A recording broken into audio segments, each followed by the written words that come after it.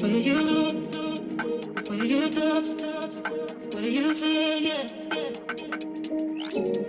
Where you look, where you touch, where you feel, yeah. Yeah, yeah, yeah. Can we talk about me and you? Can we talk about the truth? I wanna know, I wanna know. Can we talk about me and you? Can we talk about me and you? Can we talk about the truth? I wanna know, I wanna know. Can we talk about me and you?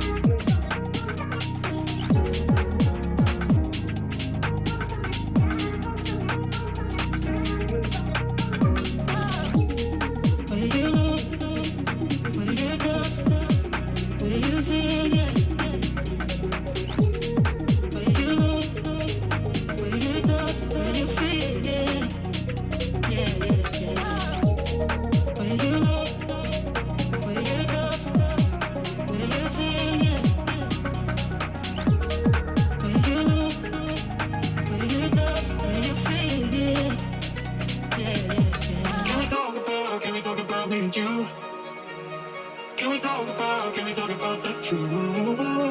I wanna know, I wanna know. Can we talk about me and you?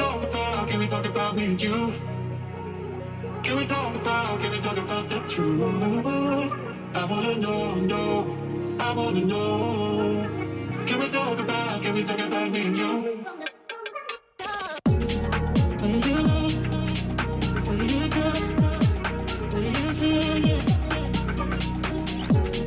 Where you look, where you touch, where you feel, yeah. Yeah, yeah, yeah. Where you look, where you touch, where you feel, yeah. Where you look, where you touch, where you feel, yeah. Yeah, yeah, yeah.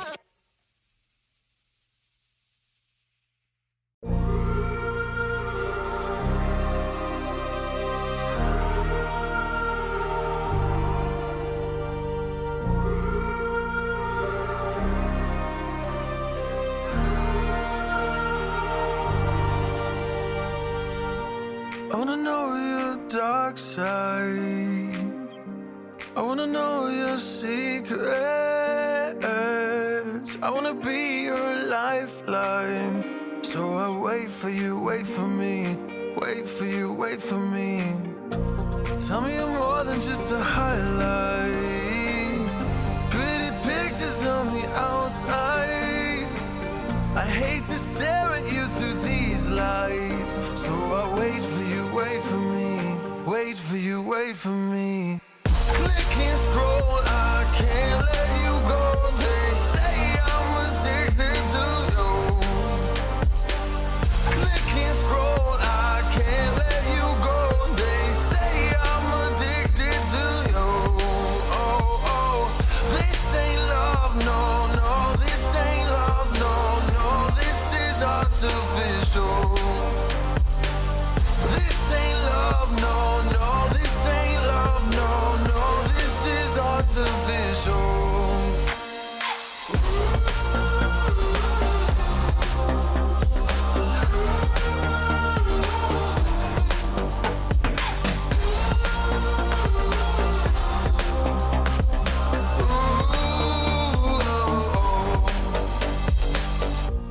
I wanna know you inside and out.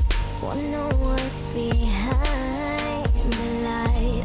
Wanna feel that real love from within. In the end, I want real love, real heights. You're just enough to get me through, get me through. 'Cause you're officially perfect for me.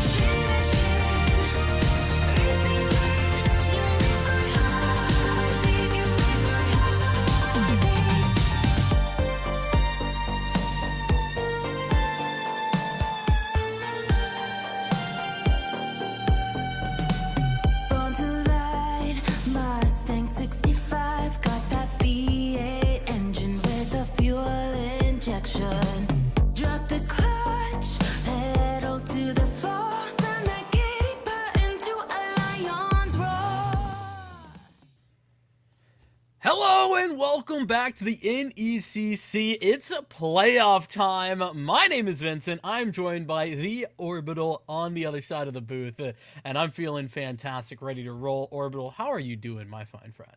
I'm doing all right. Excited to be here. Excited, mostly because I don't think I've been here in quite some time. I got to join in, have a little bit of fun, and see some awesome teams kick it off, and play for their playoff lives is the best way to put it. Exactly. We're down. We're past the easy games. We're even past the medium difficult games.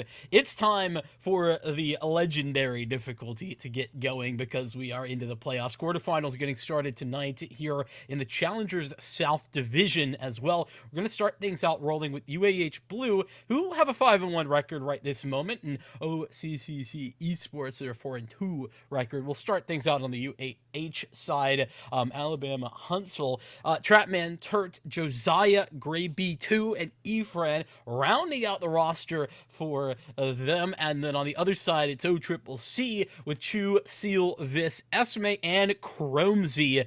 I gotta be honest, I'm very much looking forward to this one, Orbital. Yes, I am as well. OCCC coming in here and hopefully giving us a good time, right? For their squad, a 4-2 record is not bad. By any stretch of the imagination. You go there, you say, hey, how well did we perform? And in these playoffs, you're up against a strong team. But I love teams that also come into this and say, hey, we're up against a strong opponent, so we need to play even better. And for OCCC, this is the test kind of put before them. UAH Charger Blues, they are a team that I think is well known across the map. I mean, we've seen them time and time again in the regular season, and they are powerful, very quick, very aggressive, and they love to get in your face as quickly as possible. If they smell blood, they will take it. So OCCC got their work cut out for them, and hopefully they can come up with a dub. Yeah, I mean, I got to see this team a little bit back in the spring semester for 2023, UAH, that is, and they were a lot of fun to watch then. Excited to kind of see what they have to offer on this run through the playoffs. But we haven't yet gotten a look at where we're headed, though. Map pool, a big important part of the game plan, and we're going to jump in and see what goes down, Orbital. Yeah, this is something that has been starting to become a norm. Lotus being first here, just it's a 3-site map. Go ahead, have a little bit of fun with it. But the Breeze and Ascent ban do make sense. I'm surprised Sunset made it all the way at the end, of course, but it is still banned away. So we are going Lotus, Split, and Haven to go ahead and round stuff out. Lotus and Split, though, of course, both teams hoping to take it and not have to go to Haven. Indeed, and you know what? Lotus has become such a dedicated part of the map pool for the collegiate space now. Like, Haven has always kind of been in there, but as much as we still see a bit of Ascent, Lotus has kind of taken its place a little bit in the hearts of many, I feel. I don't know if you are in the same boat, and I've talked about this with a bunch of people, but I think that Lotus is such a good map to kind of set a baseline, because it's really, I don't want to call it simple, because it's certainly not, but there is clear win conditions in a lot of rounds, if that makes sense. And I think that's why Lotus has become so popular. Yeah, and to dive a little bit further into that, each site has a very specific strategy that if you don't follow, you better have something equivalent that you have not pulled out before, right? That is the identification marker, and I will actually 100% back you on that same statement. Teams use this as a litmus test. What can we get away with? Can we get away with a fast push? Can we get away with some dueling, right? The gun marksmanship, I like to say, on Mound over there. It's always a fun one to peek for people, whether you go for the 50-50 or not, or anything of the sort. And then in mid, of course, you're looking at that B side to go quick, fast, very aggressive. And then A is a mixture of both, depending on how fast you want to push. So many different options, but at the same time, it's like you pick your poison, right? And then once it's floated, the opponent gets a chance. The defenders usually get a chance to figure out exactly how we're going to adjust, how quickly we adjust, where we put our most pressure, and what's our weakest style that we do not want to go against. Indeed. And so that kind of leads us into what do we expect? Who do we expect to be winning this series? Honestly, it's kind of a tough call. To be clear, like, these teams, from the best of my knowledge, they didn't play each other in the regular season. So we didn't get that head-to-head matchup. We couldn't really see. And they've played a couple of the same teams, but not all of the same teams. And it's actually the majority not the same teams that they've been playing up against. So For me, I have no idea what to expect, which is incredibly exciting, to be honest with you. I'm really, really happy to see that, because a lot of times in these late playoff matches, we're seeing rematches, which has its own fun storyline. But to see two teams that are on the top end of the table that have yet to really meet each other is also a fantastic bit of Valorant that we're going to be able to see tonight. And to put my mark there, I will say I will lean a little bit into UAH Charger Blue. This is a squad that, again, as we've said, we've seen time and time again. We know what they can output, and I don't expect them to take it easy at all, especially against a team that they are hoping to take a storming win here on this Lotus. But of course, for them, they did not choose this map, right? OCCC were able to grab this map first, so UAH Chargers opted for that defensive side to start. So OCCC, even though they are going up against one of the stronger teams, going out of, I think, Group A is the division that they were in, I expect OCCC to come out with some fire, to come out with some heat and say, hey, this is our map, especially on the attacking side. You get to show off a little bit of your own skill, I would say a little bit earlier on, and a bit of your own tactics. Well, we're right into this one, getting things started, and it's UAH on the defensive side at the minute, and I'm really interested to see Fade on this map. I feel like this is the domain of Sky, you know, as an initiator. So to see a Fade is a little bit abnormal, but can certainly work. The other side of things, OCCC, a bit more of a traditional style for the attack side this time out. Well, traditional or unique work in their favor, and that's always been a question on my mind. But for right now, it is that test, right? As we said, limit testing in the middle, and so far it's just pistols all the way around in this mid. Efrant taking out the first frag and attempting to go forward as Viz. It will eventually be one man down as Turret gets dispatched. The right click back and forth doesn't go well for the defense, but Gravy 2 is right in position at the link in order to take space there. Rotations over for OCCC onto the C site. And they'll get the spike down and make their way into spawn as well to take that space. It was a very quick challenge, but of course, when it met with that initial aggression, you have to back away. OCCC make the quick call. They rotate out, and now they have a choice. Do they actually want to defend hard, or do they want to rotate around? I think go ahead and keep where you are, and then look for those quick taps on the defusal. You know, Chargers, they say, hey, kind of know what's up. We're going to try and hold our own. A little bit of Fade Util sent out, but inside of this zone, it's going to cause some problems. As Seal said, thank you very much. Efren got found out. Gray is now going to tap in their own right, and you don't really have a choice in a 2v1 with a turret to boot. That 2.5 versus 1 turns into a win for OCCC. You know, I really love how they use the Nebula that Efren puts into position to support the defense there, to the detriment of the defense, right? A couple of things, right? First of all, the Fade utility got no value because it was outside the Nebula. Everybody could just step right into the Nebula, so nobody gets seen. In addition to that, you have the turret that was chilling there. It's basically a little surprise, you know? Two players essentially swinging at the same time as soon as you walk into that Nebula. Really worked well for the offense when it was meant to be defensive-sided. And they're hoping to do a little bit more behind it. They're going to test the waters once again, which I really do appreciate. Last time around, it was pistols only, and they ended up going 3 for 3. So, you know, running back in and saying, hey, we might have a better chance now that we have the guns in hand. We have a little bit of a satchel as well to boost our way forward and take full clearance. No one on the side of UAH Chargers wants to try and fight this one. Efren, though, off on the corner said, thank you very much. Great headshot on Esme. She is going to fall. And now it's down to this 4v5. OCCC looking to defend.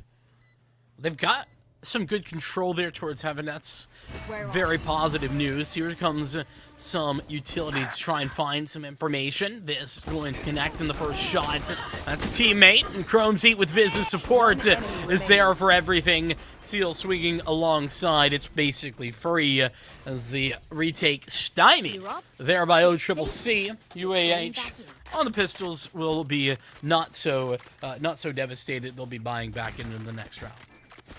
They're chilling. They knew that was going to happen. The only thing that they're sad about is they couldn't grab another set of frags, right? Maybe, you know, 1 or 2 more would have been a nice little icing on the cake. Get the Charges a little bit further ahead. But for right now, you're playing like you do. You lost the pistol, fine, whatever. Let's go ahead and look for this third. If you lose this third, yeah, it's going to feel bad, but you go ahead and go with the norm, then you go ahead and chase for that fourth. I mean, everyone knows this song and dance pretty much set in stone. Go get him. I love the aggression, though, that UAH are putting together in this round, making sure to take space. That is the biggest key, I think, to this map, is to take space defensively and, you know, not get too forward, but also not allow the offense to get free control. Well, true, getting in this corner, but really well found out. Trapman able to read off a lot of that util, said, hey, I know where the space is. I know exactly where you're planning yourself, and there's only one spot you could be. So, thank you very much for that kill. OCCC now stuck in this situation. That was their lurker. That was a lot of information gathering that they just lost. And now mid, Efrain is free to take a couple kills. Gets a second behind. Really, really well done. That first blood working in UAH Chargers' favor. Quick and simple, making their way through. This is going to be a long cleanup process for Esme and co. But Viz is already starting that out with an engagement victory. 30 seconds Esme left. will at least get an upgrade onto a rifle, so she's got something a little bit better in her hands, but 20 seconds isn't a lot of time to work with, and as you can see, Trapman is closing in. There is danger no matter where you look, and Trapman here to close this down. Josiah will actually do the damage. A very good first gun round. I think that bodes well for them. Again, we did say it was the standard. It is the mark of a game of Valorant. You now get to, you know, after taking your licks and giving them, you say, okay, now we actually get to play. And let's take a look at those inventories as well. That's what everyone's saying. At the current moment, though, UAH Chargers sitting a little bit better in terms of the econ that they came out with it, right? Four guns going in this. Didn't really have to buy up. So for OCCC, it is now the time to test. And this is why they're stacking in this A position. You go ahead, take those long guns, and just go straight for that gun duel. Early utility doesn't find too much purchase either out there towards Rubble, nor towards Root either way. OCCC, they have their A control, and they'll, well, maybe not just hold on to it, because with that kill, Efrain down, suddenly Trapman very much on an island, just hanging out all alone. Great dodge of the paranoia, has just had time for the cavalry to come, but the cavalry too much to deal with. That is UAH falling, as the site does as well. So well done, identifying that they are weaker here, that they were falling back a little bit too quickly, and OCCC chase. OCCC now looking for that last member. And if you get a flawless here, this really sets the econ situation in your favor. You get to hang on to that. Not only do you have the From the Shadows, but you get a directive over UAH. You know for a fact that they're going to be weak on guns next round. Nothing to really surprise them there. And you don't give any extra charging to them. So everything here, as long as you don't give an extra kill over, well, you know, old Turt's going to be like, hey, you gave it to me. Chromesy, though, says we are finished or left alive. Great start for OCCC. Great start for Chromesy as well. Just, you know, zooming in a bit. 7-1 on the Omen to start this bad boy out. The OCCC side of things, that is incredibly solid to see. Love to see especially a Smokes player, you know, picking up those sorts of numbers. It's not always easy to frag from the Smokes position, you know. Some people can do it, but I wouldn't call it the easiest spot to work from at times. So I love to see that.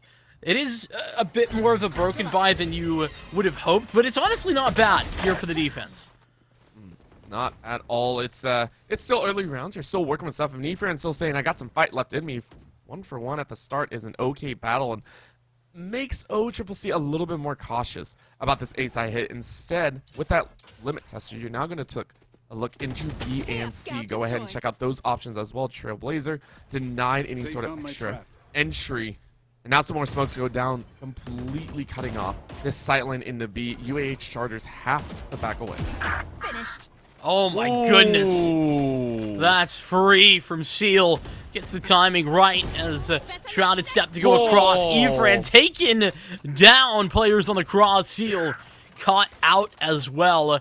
That shrouded step allows passage, and Chu is going to follow suit with the rest of OCCC. But Turt from the back of the site is not down just yet. And the spray continuing for a second frag. UAH, they're doing well here against this C site push. 1v3 for Chu is required. Oh man, what a turnaround. UAH feeling good, and she was only able to grab one more out of a sticky situation. The Chargers are able to fight back, but I mean, really well done by OCCC. Their early aggression is starting to net them some space and net them some opportunities, I think is the best way to put it, right? They are making sure to take advantage when they know there's a weak side, and knowing, hey, some of those, I want to say freak opportunities, that kill over there on Mound, just going straight through the smoke. It's, hey, we got that kill, let's go ahead. Make a play, but you gotta be worried about UAH Chargers fighting back, understanding that they have some awesome gunners right now. Efran top of the leaderboard right there for them. Not just guns, ultimates too. Got the Tour de Force out and ready to roll here for UAH Blue. They're going to work that. Trailblazer finding pretty much nothing over at Mound. That's going to give OCCC the space and the freedom to just walk their way up Mound and towards the seaside itself. But there is a lot of defenders here for UAH. They've just rotated a third player over to C. You should run. I mean, they're trying to preemptively get in the way, but right now you all gotta kind of back away unless you can break this lockdown. But Turt said, hey, I can do you one better. I can take one off the map. So that lockdown, unfortunately, may not get that much. Oh, Turt is locked, but they are pretty far away. I think they're going to be safe. Instead, it is going to be a clean plant from OCCC, only losing one earlier before the entry. And now it's UAH Chargers to fight back. Hey, granted, yeah, only lost that one, but they also got the confirmation, the space onto the site. Now they can play the post plant for the showstopper in to deny. It's close range, and that range is going to do it. 1-for-1s across the board, and that's favoring the defense as Josiah finally finds support. It's 1v3. Efren just holding on the defuse. Nobody to deny. Cromsy too late to the party, and the smokes are better for Efren, who holds on that defuse. I have a very, very good feeling that OCCC, they knew that that was going to go a little bit sideways once the re-entry started to happen, the retake started to occur. And I mean, Cromsy was just like, yeah, I'll try and take who I can. So well done by UAH Chargers grabbing around back. It was expensive. You can go ahead and see that the buy-up this time around has hurt their wallets. And OCCC going with the good old bargain bin. I like this call. Go ahead and rush and just sprint your way to a hopeful round victory. Oh my goodness. Efran just timing through smoke seems to be a big factor in this game thus far. Cromsy's going to get a trade as Efran get a bit too far forward, and that Viper's pit on the site. Not yet netted a plant of the spike, but that's soon to come. Cromsy, that could have been very dangerous. It could have, but I like the call, right? You already have the high ground, don't want to change too much and want to, maintain your advantage up here. So you go ahead and you might find a lurker for your troubles. Does it pan out? Yes, it does. Cromsy said, ha, I read you like a book. I will catch you away. But the answering Viper's pit may be the call for UAH Chargers. They lost one of the rotators and now two more backing away. So it looks like they are conceding this round, but UAH Chargers, they left their Viper in a dangerous spot. That could be their death. Josiah said, nah, it ain't so dangerous. We're going to go ahead and keep fighting because I just realized the spike isn't actually down. They tossed it down. It wasn't able to be planted. What a turn of events. Yeah, got denied. That's huge. Oh, S-Mate couldn't quite see anything just above that Viper's pit. Both will fall, and, well, at least will soon. Chu just trying to get the heck out of dodge. We'll get the spike planted potentially. Enemy remaining. Oh, that's a great fight, but when bullet in the chamber, that isn't enough. Do they realize how little there is left? Not a clue how close Turt is located. That reload will give it away, and Turt will take the day. Chu didn't have a choice. Chu did not have a choice. He had to either pick back into a corner and wait with only a few bullets in, or risk it and go for the reload. But I have to say, for Esme, that was one of the more unfortunate scenarios to occur, right? You try and hop up, you thought you were going to get high enough, and if you had been able to spot out, if those smokes had not overlapped in such a way, I think you would have been okay, right? The Viper's Pit really clouding judgment there, but overall, again, expensive rounds time and time again, so OCCC, even though it's a round loss, even though UAH Chargers are ahead, you know that they should be hurting. So if you can just win a round back, it won't be too hard to put them into a ping pong. 3 in a row. One more round, and I think OCCC are in some big trouble. So this one, heavy impact, fast, out towards B. The showstopper will lead the way, and Vis doesn't find quite anyone to shoot at. Trapman nearing the other side, but backing away, so the showstopper falls flat. Prowler doesn't catch any information. That may give Dre the idea that something is clear. Seekers now to give confirmation that there's at least 2 towards heaven. And once again, the Prowler walks right by. Not spotted. This is false information that has been given to these players moving in. Chromes, you could have the win con here, but gets checked immediately. That was incredible. Great work. It's too bad it doesn't give UAH a win. I mean, that was... I have to say, Chromesy with the duck and hide was great, and I guess baited out the rest of the team, because UAH, they get pushed back and bumped out of their econ. They lose all their guns. They only drop Chromesy. The lurk working to peak efficiency, I guess. And well done to OCCC. They stifle that aggressive run. That 3-round run did not end up a 4th, and now they get freedom to push if they so wish. No ults on the other side, except for that fatal, and other than that, I think you're going to be okay. So UAH Chargers looking to get aggressive and just try and take the chances, which of course is not really going to work out that well. I mean, valiant effort, worth a try in most cases, but Viz taking no prisoners, not going to be having any of that business. Trailblazer to further confirm the clarity of the A site, and it's mostly there. Now, granted, Josiah hanging out up top, but just a pistol, a classic actually, alone, not going to be enough. Turt's waiting for a rotation to come through. Ooh, from heaven, might be able to do something more, but now he's all alone. Sad days, right? Very, very sad days. And I mean, to be fair, you didn't really put too much in here, so the loss here doesn't feel as bad as it could be. At the moment, it is just kind of regroup and get yourself back into a good headspace. You have the guns, you have the equipment, you have the util ready to go. And now you get to try and chase out. I wouldn't be too surprised to see a full default setup. Maybe put one over onto the C side, or looking like they're going to try and challenge a little bit farther forward. They are expecting a A side hit instead, whereas OCCC, given a little bit of a glance, the fadeaway to the C site. We'll see how this one goes. It's been a story of just small runs of victory here on this map. You know, 3 rounds here, 3 rounds there. Not any sustained, continued success. And that kind of goes to show how each team has looked to adjust their play style as this game has continued. But this gun round, essentially, the potential to win this half is kind of on the cards here. If OCCC able to continue to overcome, then hey, they're on the cusp of doing just that. Ooh, using that from the shadows, immediately spotted out. So they got information, I think 2.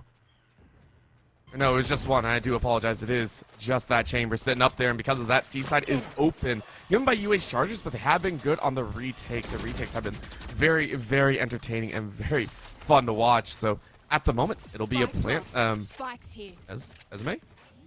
All right, they're going to give the plant over to the Viper. Make sure to walk that orb up, but here it goes.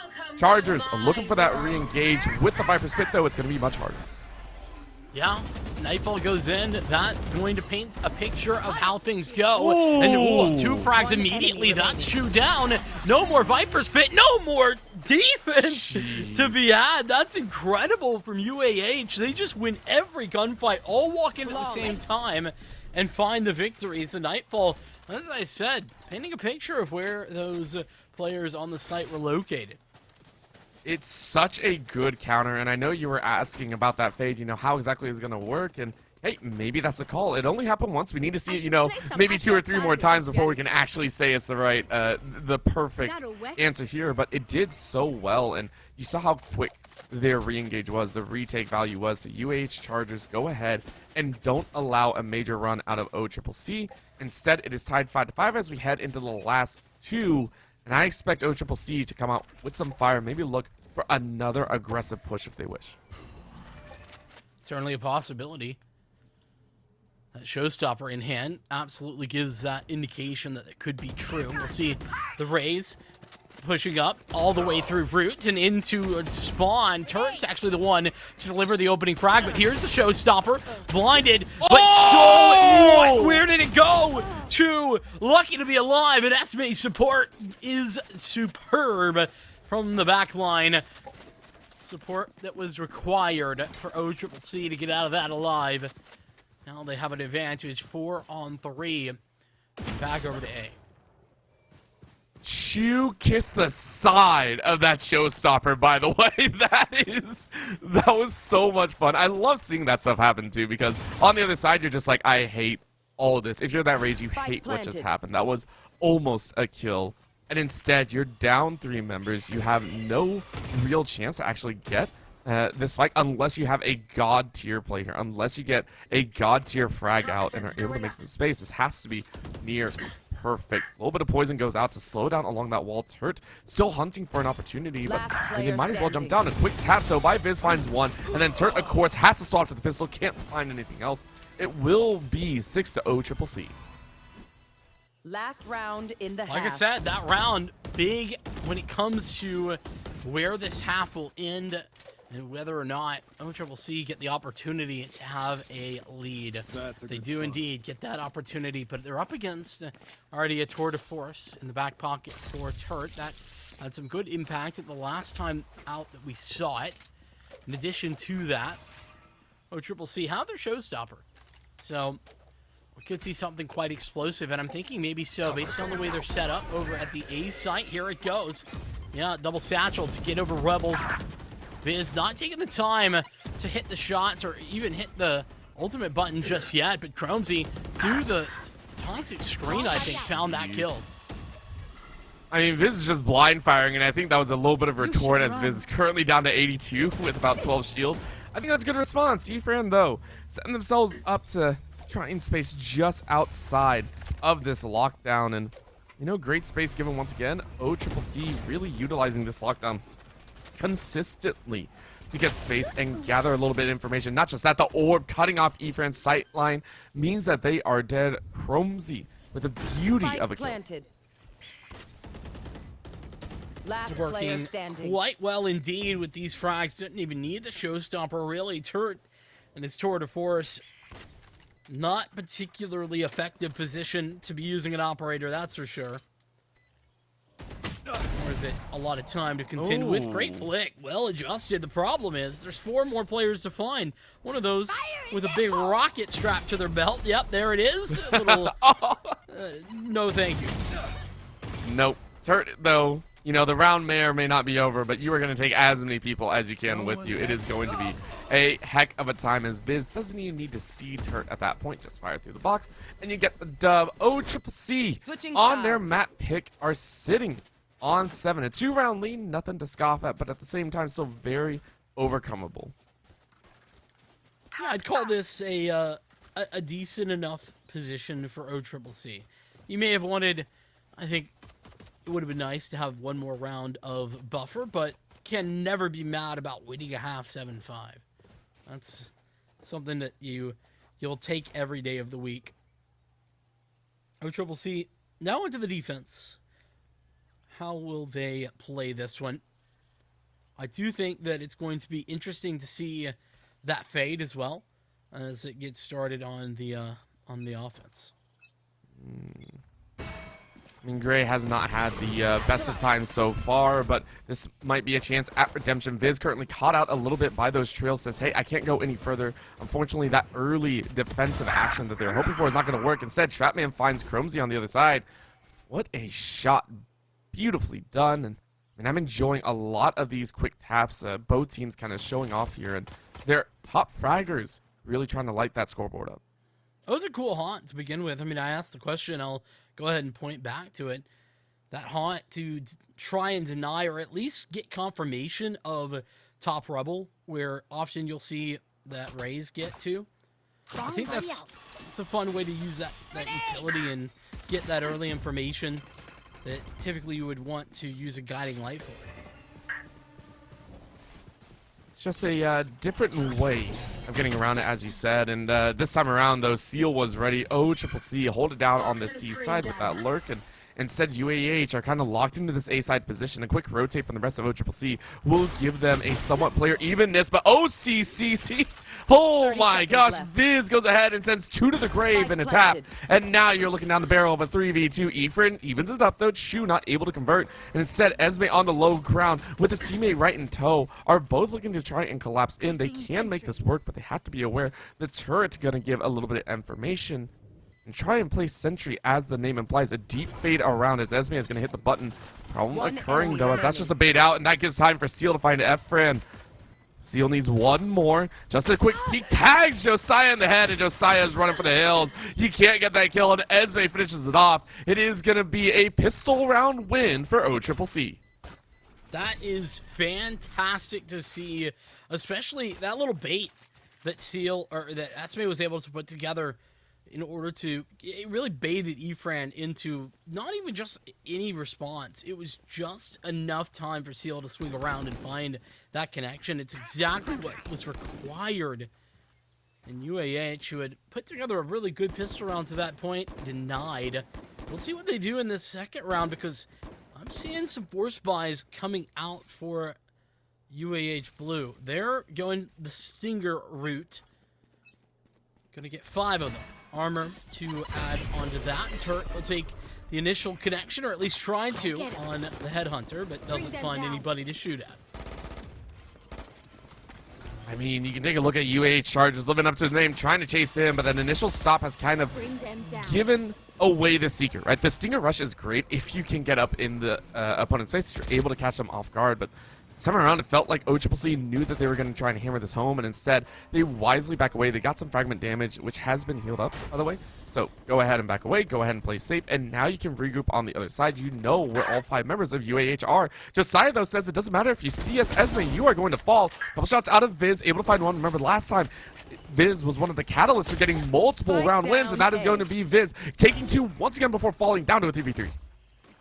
Rotations getting activated. Chromesy already in a good position as the Viper's pit, or the Viper's wall falls down. Unfortunately, loses that gunfight, loses the spray a little bit late into it, and now troublesome scenes as a crossfire is set for UAH.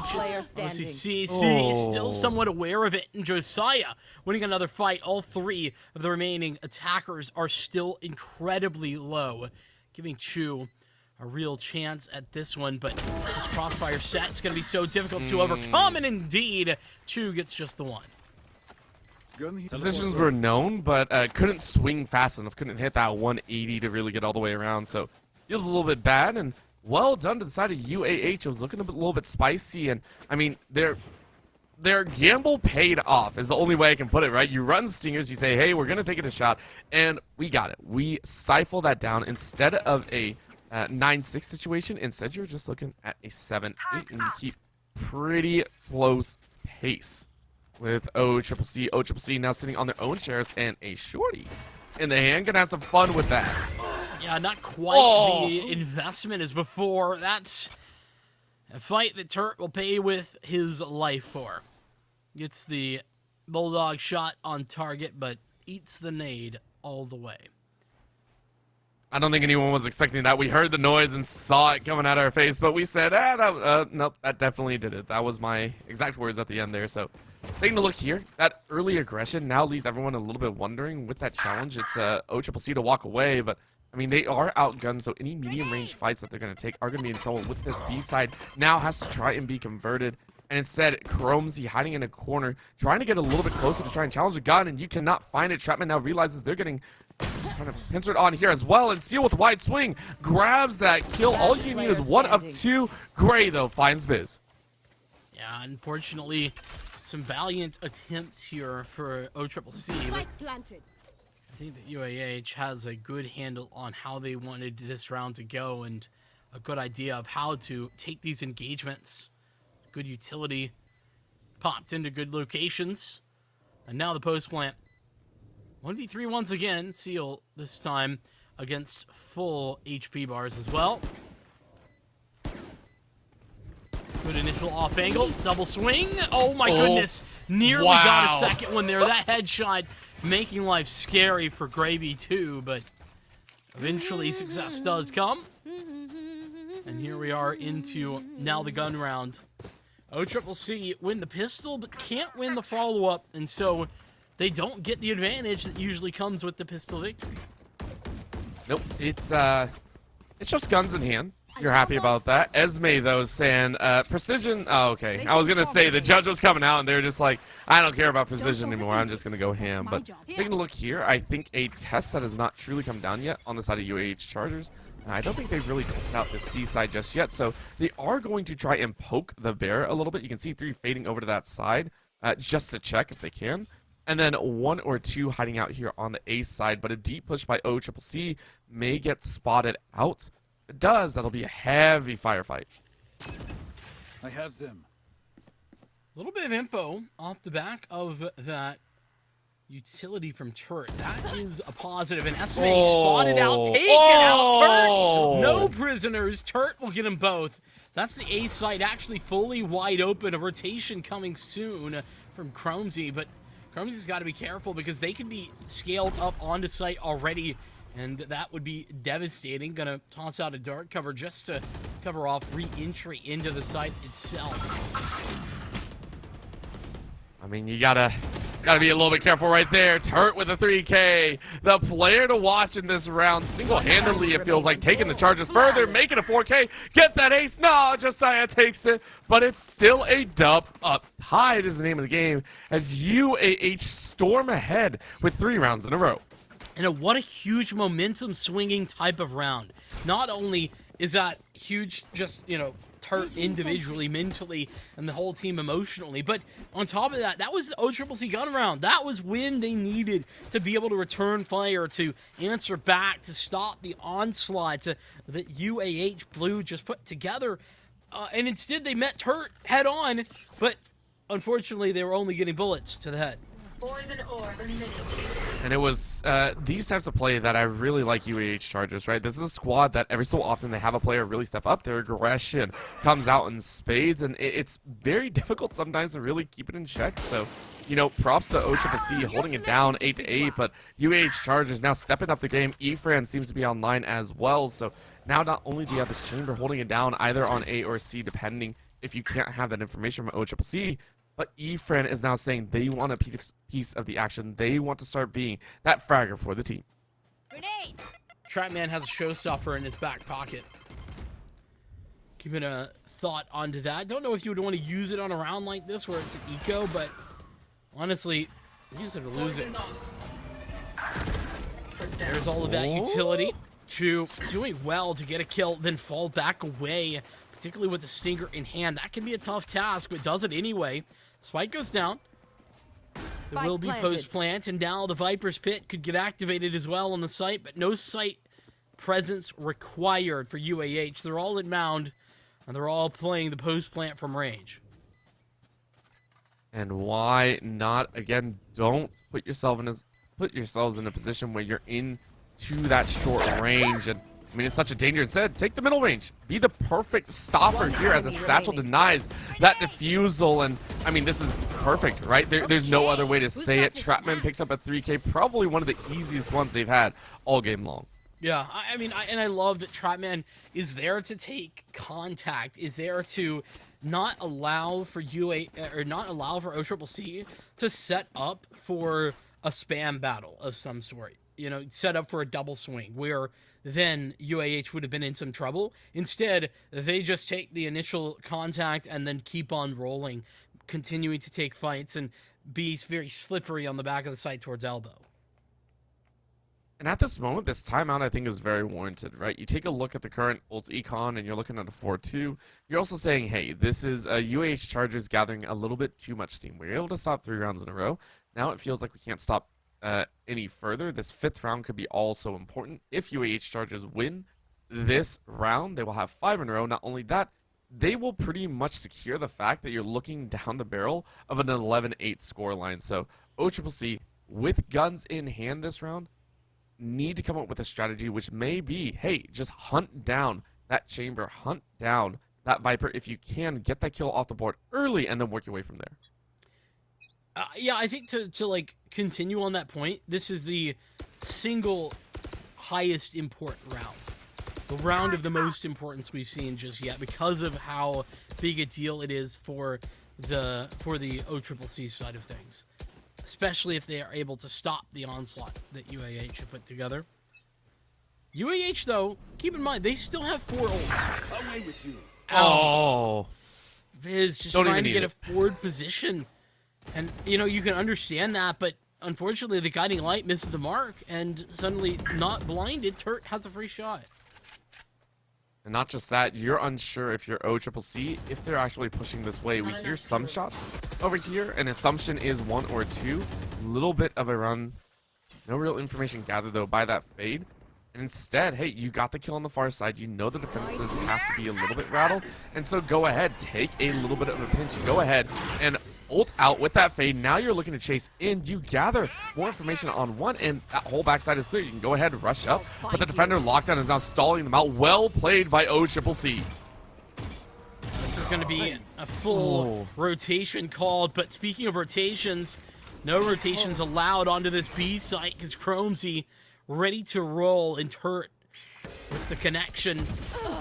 More to be found. Seal needs that find. It does just that. Gravy 2 down. It's still a man advantage for UAH on this site. Last player standing. Oh, and that swing feels good for UAH Chargers. They heard a couple of the footsteps and said, hey, give me that kill. Up on the top room, Seal is wondering what just happened and gets a little bit of a tap through the wall. Turt probably going to be a bit frustrated about that death, but in this current moment, UAH Chargers is hunting for the last kill, and Trapman will trap the prey. The Seal is gone. And it's 10 rounds. UAH Chargers, that all-important round that you were talking about for OCCC is now gone and past, and now you have to deal with the consequences. It really sucks because Viz, one of the heaviest hitters for OCCC, just gets insta-dumpstered at the beginning of that round. It was trying to double blast pack up onto Rubble to get some of that control, and I think the plan off of that timeout was to gather some root control, work towards that, and once again, Turt, just a terrifying presence on that area of the map, just says, nope, see you later, bud. Try again next round. I will talk to you later. That is what we like to say. Just I will not test that for right now. I will see you at another time. Good day, sir. We shall leave you be. At this current moment, the rest of OCCC, the team that has been aggressively pushing this A side and you know, trying to get up, even though they're on the defense, is actually stalled out because of the weaponry issue. They want to draw a close range battle, and UAH Chargers are way too wise to it. Scout destroyed. Yeah, I mean, in fairness as well, UAH have always been on this attack side, not tentative, that's not the right word, but careful about any traps that they would be jumping into. Bomb grenade Seal, out. not the best of HP to contend with, but hey, sure. Headshot, that's all you require. What? Oh. That's just not fair. Seal's like, really? That's how I die? This is how I have a problem? Turt now gaining even more information by clearing out these corners. The boombot coming around the corner should give way to the raise in the top side. But Chromesy says, not today. What an entry by OCCC. They fly in like absolute moss and say, give us your lives. UAH Chargers were not ready for it. And they lose everyone but Ephraim. Ephraim is going to try their best inside of the Viper Spit. You don't have a choice, and the only time here, you can't even do that. The poison was set in advance, and Chu predicting the Star Walker. They are down, and it's 9-10. OCCC get their round on the board. Yeah, I mean, just an individual moment to be sure. Chromesy doing some great work there, and Chu, you know, good anticipation late into that with utility as well. Got to give Esme some credit getting the confirmation on the guiding light on where the final member of the offense was located. Finally, OCCC, they're back in business. Only their second round victory in this half, and it's been bookended by five devastating UAH rounds. But here can be the turning of the tables. And the Calm Cool collection of UAH is going to try and use this tour to force a peak efficiency. If you get that first frag, you know that careful frag, you're in perfect position. So don't need to give any information away. You're not pushing up. You don't need that spike right away in your hand. Instead, you collect both orbs and you walk your way out. The fact that OCCC are trying to shake things up and put a mass usage of KJ util down, it does lend itself to that factor of we are expecting something else. However, with the pop, you got to rotate some members back over to help. Investigations across the board have netted a lot of map control here for UAH.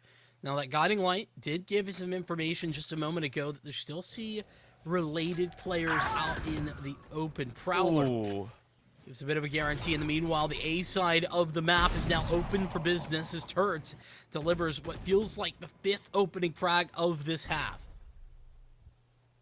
Oh, and I mean, 30 they cleared out seconds A left. side, but unfortunately with time, I think they're just choosing to go B, which, I mean, hasn't been fully cleared on the back end. Instead, Trapman is actually going to get launched, barely bounces up to safety, but they're 31 HP.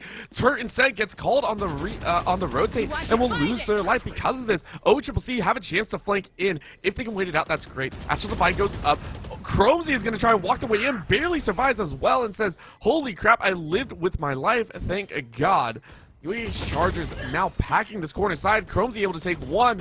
Josiah and Gray, though, take one apiece. And Josiah was ready with the headshot. 3 in a row. Leaves OCCC devastated. And Esme has no idea where to look. It is 11 rounds. UAH Chargers that they just need 2 more. What an incredible adjustment from Josiah on that aim. I mean, was walking through a smoke, entirely unaware of the situation, and instantly gets the headshot, then turns on a dime, ready for Chromesy to walk through the doorway. That's what UAH needed. That is, I think, round-winning material from the likes of Josiah on the Viper. OCCC back in trouble. I mean, they haven't been able to get out of trouble for very much of this half, unfortunately. Trouble sort of finds them. But sometimes that do be the way it goes, and OCCC got to deal with it as it is given.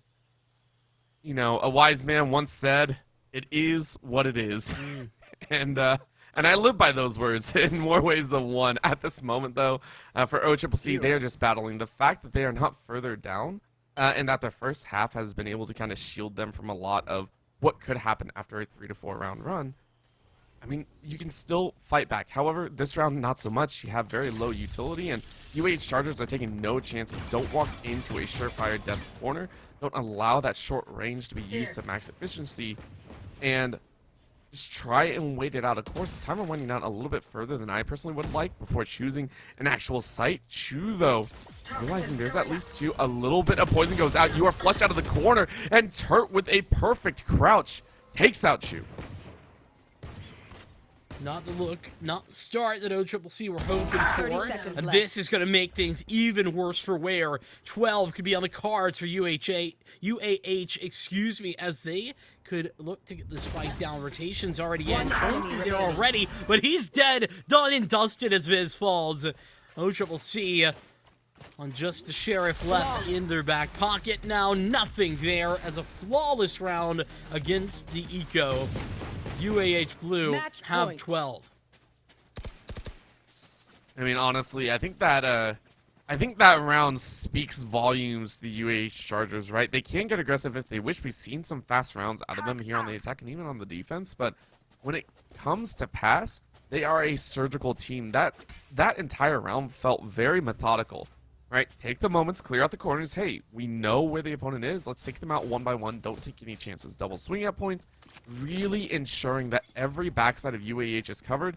Of course, this time around, you're not walking into pistols, you're walking into full guns. But if you're able to surgically remove key players, especially just some of those gamble peaks by OCCC, you got yourself a game, and you can move on to game 2 with a win under your belt. We'll see if that win continues to pick up, because UAH, what an incredible run of form that they have been currently putting together. Interrupted, yes, by that one OCCC round, but thinking about heading out to the C side by the look of things. There's currently 2 players defending that, opening the door at B to peek in. Anybody home? Not really. Just Chromesy there as a bit of a rotator hanging out for the minute. Judge. With that nanostorm pop, Found them. are you actually gonna get into it? Seal's hunting for it. I mean, Chu taking a lot of presence away. Showstopper is out. Trapman, though, worried very much about Chu. Does go down. Seal, one tap times 2, and gets them both. Headshots galore. A single bullet left in the chamber, but Seal can pop right back in to this Viper's Pit. And though it is going to decay them a whole lot, they are in position to just get one shot, and that's all they need. There's one more. Josiah's praying, but there's no time to get the plant. You are just praying for a chance, and no, Seal. The Seal fights back. The angry button takes one away. Stolen away by a judge in court. OCCC still alive. Yes, it's a long road ahead of them. It's pretty much a buyout consistently from UAH, but what a well-played round from Seal through the Viper's Pit. I might add, that is not an easy feat to pull off. No, not at all. And Seal, I mean, by the way, that is the nerfed gun, by the way. Yeah, that's true. It's nerfed. Still very much viable at that range. You know, basically right beside you. But when you can sit in a corner and play it that way, props to Seal for getting it there and taking it over the edge to a victory. Now that's a Viper's Orb just to allow cross, to allow passage to a couple of players here, and the offense is just creeping up. Look at this. UAH, they've essentially given no indication that they're here, and now they have a Nightfall. Oh, so good. And again, UAH Chargers say, hey, we are going to get this perfectly. Josiah coming up beside Esme and surprising them as well. When sound is gone, UAH Chargers will rule the field. It's happened time and time again. It's all down to the last two of OCCC. They can make a miracle happen. That's great, but gotta be a big one. In goes the lockdown once again. Seal, the savior of the previous round, trying to do it once again. Gonna get one. Looking for another. Turt was out in the open. OCCC, though, sitting inside of a little bit of smoke. Chu saying, where is everyone? Can I get one more kill? I mean, the spike is starting to tick down with that lockdown destroyed. There's not the space that they were hoping to create. Into the crosshairs runs True as Trapman takes them out. Seal will at least get one more, but there's so much utility. It's all over for OCCC. Their map pick. UAH Blue take it to 13-10 at the final scoreline. And huge props over to OCCC. They fought hard. We saw it time and time again. There's a reason the score was 13-10. Every single time they were hoping for a chance at a victory. But at the end of the day, UAH Chargers Blue, I give them so much respect right there. Again, every single time OCCC swapped up their style, you know, hey, let's go aggressive. Hey, let's float over to C and then try a fast rotate. And the first pistol in the first half, I believe, it was a push into B, an immediate rotate to C. And yes, they lost that, but the adaptation coming out of UAH Chargers is something to speak of. There's a reason that they are 5-1 moving into this playoff series. And I'm excited to see what more they can do as a second seed coming out of Group A. I mean, and let's not mince words here either. Turt had an incredible second half. I mean, truly absurd scenes throughout that second half for Turt, where we were just seeing multi-frags galore. The opening picks were outrageous. He had 10 first bloods. 10! I think that's more than the whole rest of the team combined. And the other team. Like, it's crazy. To be fair, I'm saying separately. But still... Nobody even had half as many. When you have a player like Turt, you are instilled with confidence. The problem, of course, is UAH do not slouch from a challenge, and at some point, it felt like they were starting to shut Turt down. They were like, hey, we can hunt down the single player. It's a chamber. We can work off of it, right? And at the same time, the retakes coming out of UAH Chargers, it nullifies that 1v1 aspect. There were multiple times the UAH Chargers gave a lot of space and said, hey, let all 5 kind of sit there, and Turt was like, well, I kind of want a 1v1. Can we go 1v1? Can we use this 2 force? Can we have a little bit of fun there? Overall, Turt, amazing game. I want to see more of it. I also want to see more of the other players. I mean, Seal coming out with a 4K just to save that 10th round. More from all the teams to really spice up this playoffs. Well, spicy indeed with that first map. We'll get into map 2. We got Split coming up next, but first, a short break. We'll see you right after this.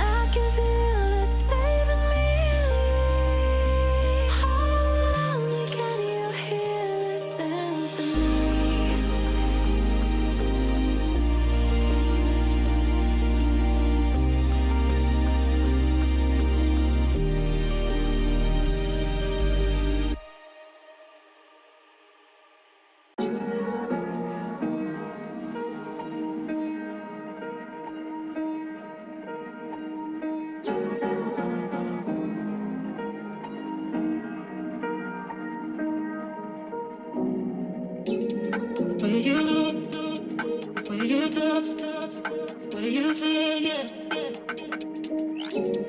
Where you look, where you touch, where you feel, yeah. Can we talk about me and you? Can we talk about the truth? I wanna know, I wanna know. Can we talk about me and you? Can we talk about me and you? Can we talk about the truth? I wanna know, I wanna know. Can we talk about me and you?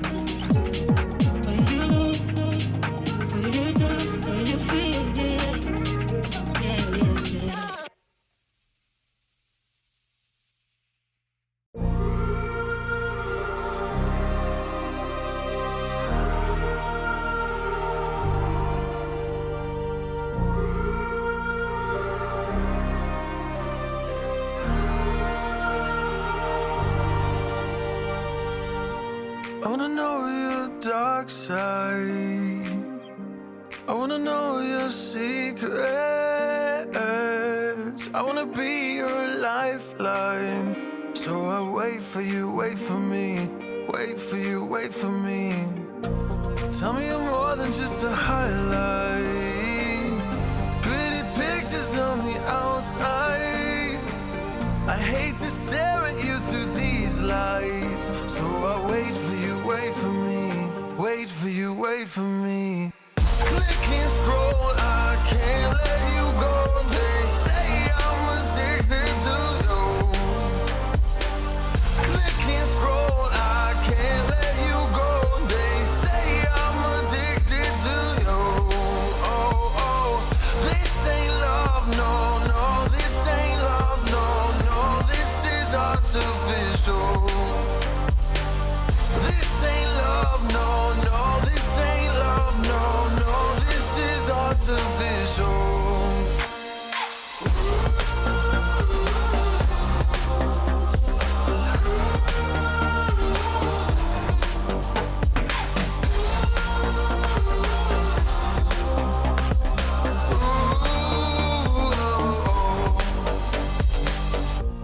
I wanna know you inside and out.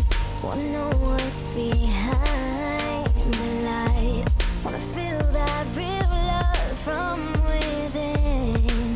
Let me in. I want real love, real heights. You're just enough to get me through, get me through. 'Cause you're officially perfect for me. So wait for you, wait for you. Up all night thinking, passing the time, anxiously waiting. You're mine, losing and winning. You can't get it right. Hoping you see me for more than just nights. Up all night thinking, am I on your mind? Well, alrighty, map number 1 done and dusted. It's time to see how things go over on Split. That's our second map, and listen, it wasn't the best of cases for OCCC. Their map pick was Lotus, and they weren't quite able to make it over the finish line with a victory. Is this where they lose out? Are they done? Here, explain to me, what's the path back for OCCC in this one, Orbital? There are many ways to get back into this one. Number one, again, the hurdle of getting over very specific players, which I would like to apologize for. My brain did not wrap around anything right. Turned over there on UAH, fantastic game, 26 in the bag. And this time around, looking to do the exact same on Split, only 2 sites, able to kind of manage it a little bit better. But one of the great things that I do expect to see is a little bit more stalwart confidence in your own play. There were multiple times where we saw, I think, OCCC shy away from some fights just because a little bit of an angle went wrong, which I understand. Don't get me wrong. If you lose 2 or 3 members, probably don't entry into there. But be confident if it's a 1-for-1 trade. Maybe you need to have that surprise factor, chase after those, pull a surprise factor in that way, because right now UAH are firing on all cylinders. They will back up their own play individually. You have to come with a little bit of spice. Maybe that's on the toes of one of your teammates' deaths. Indeed, and UAH get the opportunity to do that on their own map pick now of Split, which, honestly, I think we're going to get to see some continuing good Raze gameplay onto this. It's also kind of begs the question, Turt, I don't really think that Chamber is the way to go on Split, no matter how you slice it. Like, I think probably Cypher's the best here, but I've seen some, a lot of people still working the Killjoy, which is totally valid. But the point is, Chamber definitely not the move, so I'm curious to see where Turt will go, and if the efficacy of Turt will continue to stay as high as it was with that Chamber. I am always a big fan of Cypher, mostly because I love to run and hide. I don't like to actually fight, so I love having a camera, right? The interesting thing, though, is we are actually seeing Turt change over to that Jet, which is a very big, well, I don't want to say big surprise, top fragger for the team previously, so this does kind of make sense here on a little bit more aggressive map. Go ahead, pick up that Jet, go a little bit crazy, have the team to back you up. The Cypher is actually coming out for Seal, and in game number 1, Seal had some impactful times on the KJ. This time around, hoping to hold it down with information giving instead of information or ground denial. So, the defense for OCCC. They get the preferable start, as this is not their map pick this time. I've seen some real strong attack sides, though, actually, on Split as of recent. Believe it or not. Let's see if that continues. Turt to lead the charge, maybe. He's got Trapman in tow. And Viz on the other side has now called over rotations aplenty. The Trailblazer coming forward. Mid rotates being held as well by UAH. We'll see if this A site take continues or if it's going to be a rotation out towards mid.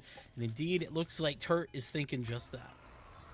It's the test, right? Clear out the corners, make sure that you get some kills before entering in. And there was some gunfire laid down earlier in mid, so I understand this look in the mail. That's going to be a blind goes out. Turt realizing that, hey, a little bit late. Maybe they were cheating to go a little bit further. Ghost goes out to fire away, and Shu tried to bring out the Util, trying to bring out the poison, but it doesn't work. Instead, you get run down. That's bad news bears right there. Sometimes it's the no-nade zone, right? No utility whatsoever. Gotta take the gunfights. Chromesy looking to force one of those, and Viz working from 30 the seconds left. back lane there, able to win towards A. Trying to make some moves as it's an equalizer at the very least. Hurt looking two directions as the spike goes down. And OCCC really need to be careful of their backside. Take a look at that alert coming up from the KJ. Said Chromesy might be worried about their own edge, but Seal ready with the pop fire. Great classic left clicks. Now looking to hunt down a few more. Seal drops a few more members, and now it's just Trapman in the top side, trapped in their own accord. Because they're alone, they drop down. Can't find more than a tap. And Chromesy will take that dub. 3 left alive for OCCC. Hard to isolate some fights there once you got to the post plant for UAH, and then when they did, they didn't win them. Turt going down up top without much of a problem whatsoever from OCCC, and beyond that, the side players, they couldn't set up any sort of crossfire. You know, get back site maybe and try to find somebody towards main. You know, try to get into B main, for example. That would have been a great crossfire. The problem is that all of Heaven was already retaken by that point by OCCC, and there was no way to escape. So both players stuck pillar, quick and easy. As we see UAH fall in the pistol, OCCC with their strong start. UAH expecting a little bit of a push to come out here, laying themselves up in mid, waiting for hopefully a single member to come around, but not really finding it. OCCC more than content to kind of hang out a little bit further away, and the initial contact coming out here in garage. Okay, don't want to test that one. Let's go ahead and wait it out a little bit longer. Maybe we can bait them out. But OCCC getting the information saying from that A side Heaven, we've locked down at least one player, the KJ Turret, giving notice. Lurking up mid as well.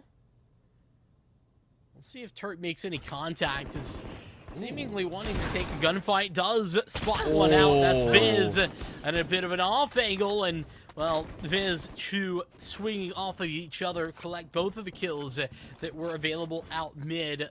The B push doesn't work. One man already dead. Esme to deliver another as she gets a additional attempt there. Efran will at least grab one frag. The plan there, not to get a kill, but just to get the cross. A spike plant would be ideal, but that seems maybe a little bit too far-fetched. I absolutely love Efran for that, by the way. I love the hard sprint from garage. Just like, I know this ain't gonna work. Maybe I get lucky, The but definition of covering fire. yeah. When you gotta throw down your own covering fire, by the way, that's what it is. Downrange. You know, if they're shooting at me, they'll run. Or if I'm shooting at them, they'll run away. Yeah, it's just one of those funny moments, but very well appreciated. UAH, they tried their best, couldn't really make it happen, and I mean, OCCC, their patience paid off, right? A little bit of a catch in Turt and mid gave them that value pick, and now they can try and do it again. However, UAH should be a little bit more comfortable. Again, with guns in hand, this makes them much more deadly, and especially on their map pick, I assume they feel even more confident than before on Lotus to take some of these odd gun duels. We'll see. Nebula goes down the Toxic Orb to follow that. Turt in that same, I mean, this is literally the same exact situation, and it's the same outcome. Viz delivering the frag over Turt. It's a little wild on the spray, and a rare miss from Turt. This time with the rifle, not an operator, though. What an interesting situation to occur.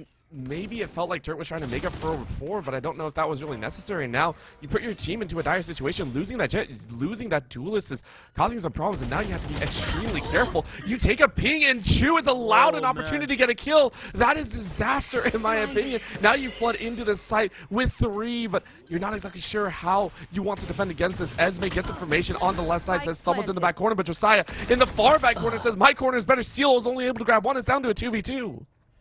Those are massive kills. It's fine. Equalizers after that error, not checking the corner. UAH, they needed something to go their way, and they find it. Now they've doubled up. This is interesting. Not the expectation that I would think for OCCC, and they're looking for it. They don't know where these players are located. Now they do. The double up, trying to play the anti-flash, and oh, so sad. Chromes, he gets them both. That was ambitious from UAH, but a good call, I think, unfortunately, doesn't turn out in their favor. Remember, Chromesy in game number 1 may not have been at the top of the leaderboard, but for OCCC was still hammering a nice 17 frags. And some of the impact frags that came out of Chromesy were just so much fun to watch. Right? The first half was Chromesy's, essentially. I mean, Yeah. it was a battle between actually Chromesy and Efren, funny enough, in the first 10 rounds. It was so much fun. And Chromesy coming out here with a dub really gives OCCC, we said we needed some sort of spice to really kick them back into gear. And this is it. Have a standout player and have someone that is confident to take the swings. Even in this round, UAH are going to fall to here unless they get crazy in their own right. But, I mean, you're on a save. So for OCCC, the best possible outcome right now has occurred. You have the opportunity to make a run for it, rack up close to 4 to 6 rounds. It's a crazy possible opportunity for yourselves if you can get yourselves to not go too far ahead, right? Don't get too antsy on some of these. UAH hoping for a spike plant here. They've successfully made their way out onto a site to a certain degree, but the problem is, oh, Esme, that timing that is going to get checked. She goes down with a bird in hand, but Chu there to clean up the pieces. No plant and only 1 loss for OCCC. That's a successful anti-eco. UAH yet to find success in their map pick. Granted, on the attack side, but still a bit of a surprise after the domination that they put together on their own attack for Lotus. That'll work.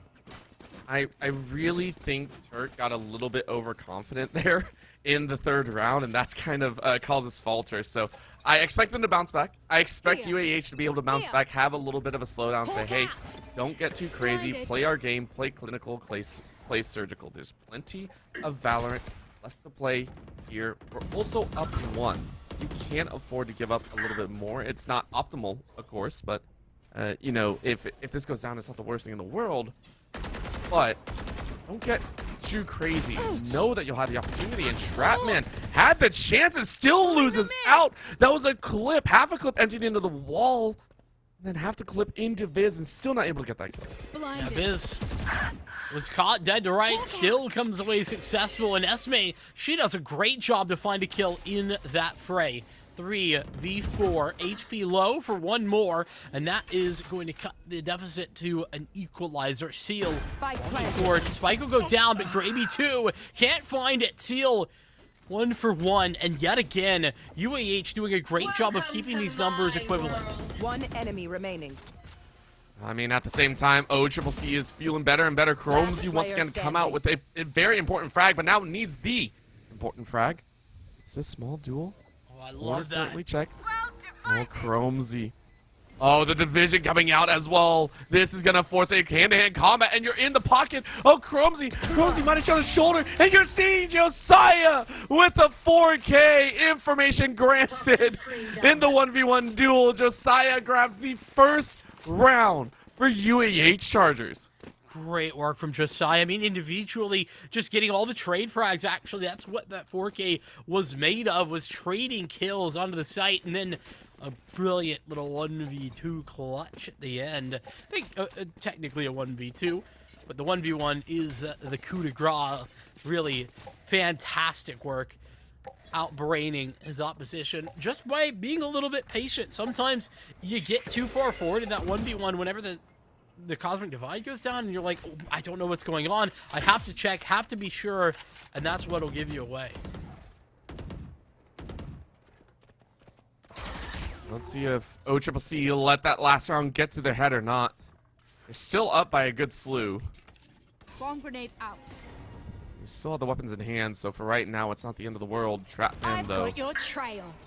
Grenade out. needs to go ahead and check that corner, but it is going to be stopped. Great shell, forcing Turret to jump forward. And Turret, this time the aggression works in your favor. You know one more is there. A little bit of an orange block out view, but look at that. Turret with the 2K, making up for the previous mistake. And now the high ground is theirs, but Chromesy still lights them up. You're able to take 2 more, but well done by UAH, forced into a fight or flight. They take the fight and take the second. Yeah, clearly OCCC not ready for that aggressive dash forward into the smoke. How could you be with the Cosmic Divide down as well? Turret finally finding that high impact momentum that we were seeing back on Lotus, and this is what we've been looking for.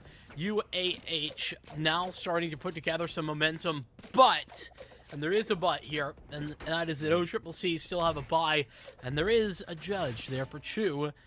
Best map for a judge by far, and he's over in male. Oh, and I mean that is one of the favorite spots to hold. Of course, everyone knows it. And for the side of UAH Chargers, I'm sure they have a feeling, right? They should have that little identification marker. If not, it's gonna be its own level of hell, and you can't let that happen. Chu wondering what happens. Another peek by Turret again. This aggression, that first one that happened in round 3, is now going to be a chance, but Chu was more than ready for Trapman. Trapman realizing that they had the information granted. Chu trying to get away as quick as possible, but snuffed out as quickly as that pit is dropped. Turret again, the aggression, the level-headedness, the confidence of the Jet, saying, I was a playmaker in game 1, and I'll do it here in game 2. 3K so far. Looking for another as they clear out this garage. Turret with a 4K, make it an ace seal, give it to him as much as possible. Around the corner they go. Turret with the ace to put UAH 1 behind. Wow, Turret slow to begin with. A couple of shaky shots there in round 2, round 3, but by round 7, it's all back and they're ready for business. Quick and simple. Turret with the ace indeed. And now leading the charge for UAH. This is incredible work, and the Blade Storm now available as well. A reset to the economy of OCCC. They're on a, I mean, it's mostly a save. One person's invested pretty heavily. Only 450 credits left in their pocket, but it is not nothing that OCCC have. They have, you know, a couple of shotguns, some SMGs as well. It's certainly a well-defended eco round, if that does exist. I mean, I've seen some teams that do well on ecos. I've seen some teams that do nasty work on ecos, but they are, as you said, by and far between. We are getting what looks to be one of the very rare ace-side hits for UAH. They've attempted this in the past, of course. They have looked to try and gather up here, but usually it's been to rotate straight through mid and into that B side. Instead, it's going to be that commit. You can see 4 floating over and just that Cypher right there. Tripwire's immediately taking down Turret, trying to rush their way forward and not really getting information. They finally find Seal, and it's so well done again. Turret leading the charge time and time again, but Chromesy ready with a running gun, looking for another head, gets it, and that's going to be a 2K. Turret, though, finds Chromesy and ends that possible lifespan. Turret looking on this outside, gets a third, reloads very quickly, and is ready to find Chu. And Chu so willingly decides. Such an absurd swing there, swinging with 2 bullets oh out, my and it's gosh. 2 just their crosshair. Turret comes back for more. Ace times 2. Oh, that could be the case. The guiding light connects into Turret's eyes, but Esme, she's got multiple directions to look. The ace, oh my gosh, almost there. Singer in there. Turret has the ace. Is second in a row. Absurd scenes in map number 2. That's all they need is for Turret to hit 5 times 2. Is it a turkey at that point if you get a third? It has to be. Is it a? I'm down for bowling rules. Yeah, like what else would we call it? Because at this one, I'm expecting Turt to pull it off, right? Well, like I mean, I it hate could just be saying the that. three-peat, you know what I mean? Okay. Like, that is crazy. You go from 2 kills to 10 in a blink of an eye. Like, that is crazy to me. Oh my god. If we hadn't seen... In the purest sense, momentum is swinging, and that is in Yeah. the direction of UAH by a country mile. Crazy scenes, back-to-back aces for Turt, who seems to be unaffected, just doing his thing. I love it. At this point, though, I do agree with the fact that maybe you can't press as hard. I think you get away with that once or twice, and in those 2, you made a lot of work. But OCCC realizing that they can't allow this mid to be left alone, right? Turt has become too much of a problem, and probability is that A-side hit is not going to come through right away like it did before. Instead, check this mid, go ahead and hold it, and stay further back. I like this call, but Turt is still so deadly with that aim. Chu is taken out, Mail is now open, and you get to push up into B-side top, and I mean, Ephraim was ready, but Viz gets the rebuttal, and it's going to be Gray B2 down. Turt still finding ones on the off angle while Ephraim clears out top. And it's still all for UAH. You said momentum is there. At this point, you got the whole dang swing. You got the whole dang ride to yourself. Esme can't do much but fall as Trapman gets the headshot. From a 4-round deficit to begin this half to a 1-round lead, now 5 rounds later, no stops were made. This train, it's one direction, and one direction only, non-stop travel straight to Victory Town at the moment for UAH. That is if they can continue. Ooh, a little bit lackluster in the buys here for OCCC. They've got a Guardian, and listen, I know some people love it, but not the best of weapons to have at all times. That'll be set up here in mailroom for Chu.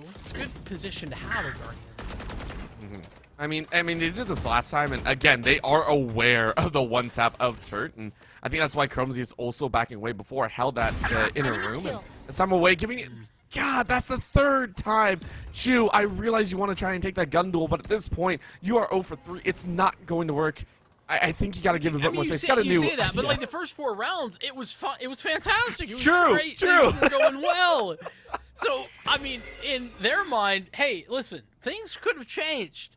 This round could be different. Each round is a new opportunity. Speaking of which, Trapman, freebie, right in the back of Esme. Now up the ladder, certainly Viz not going to lose his life there, but this is a wide open A site.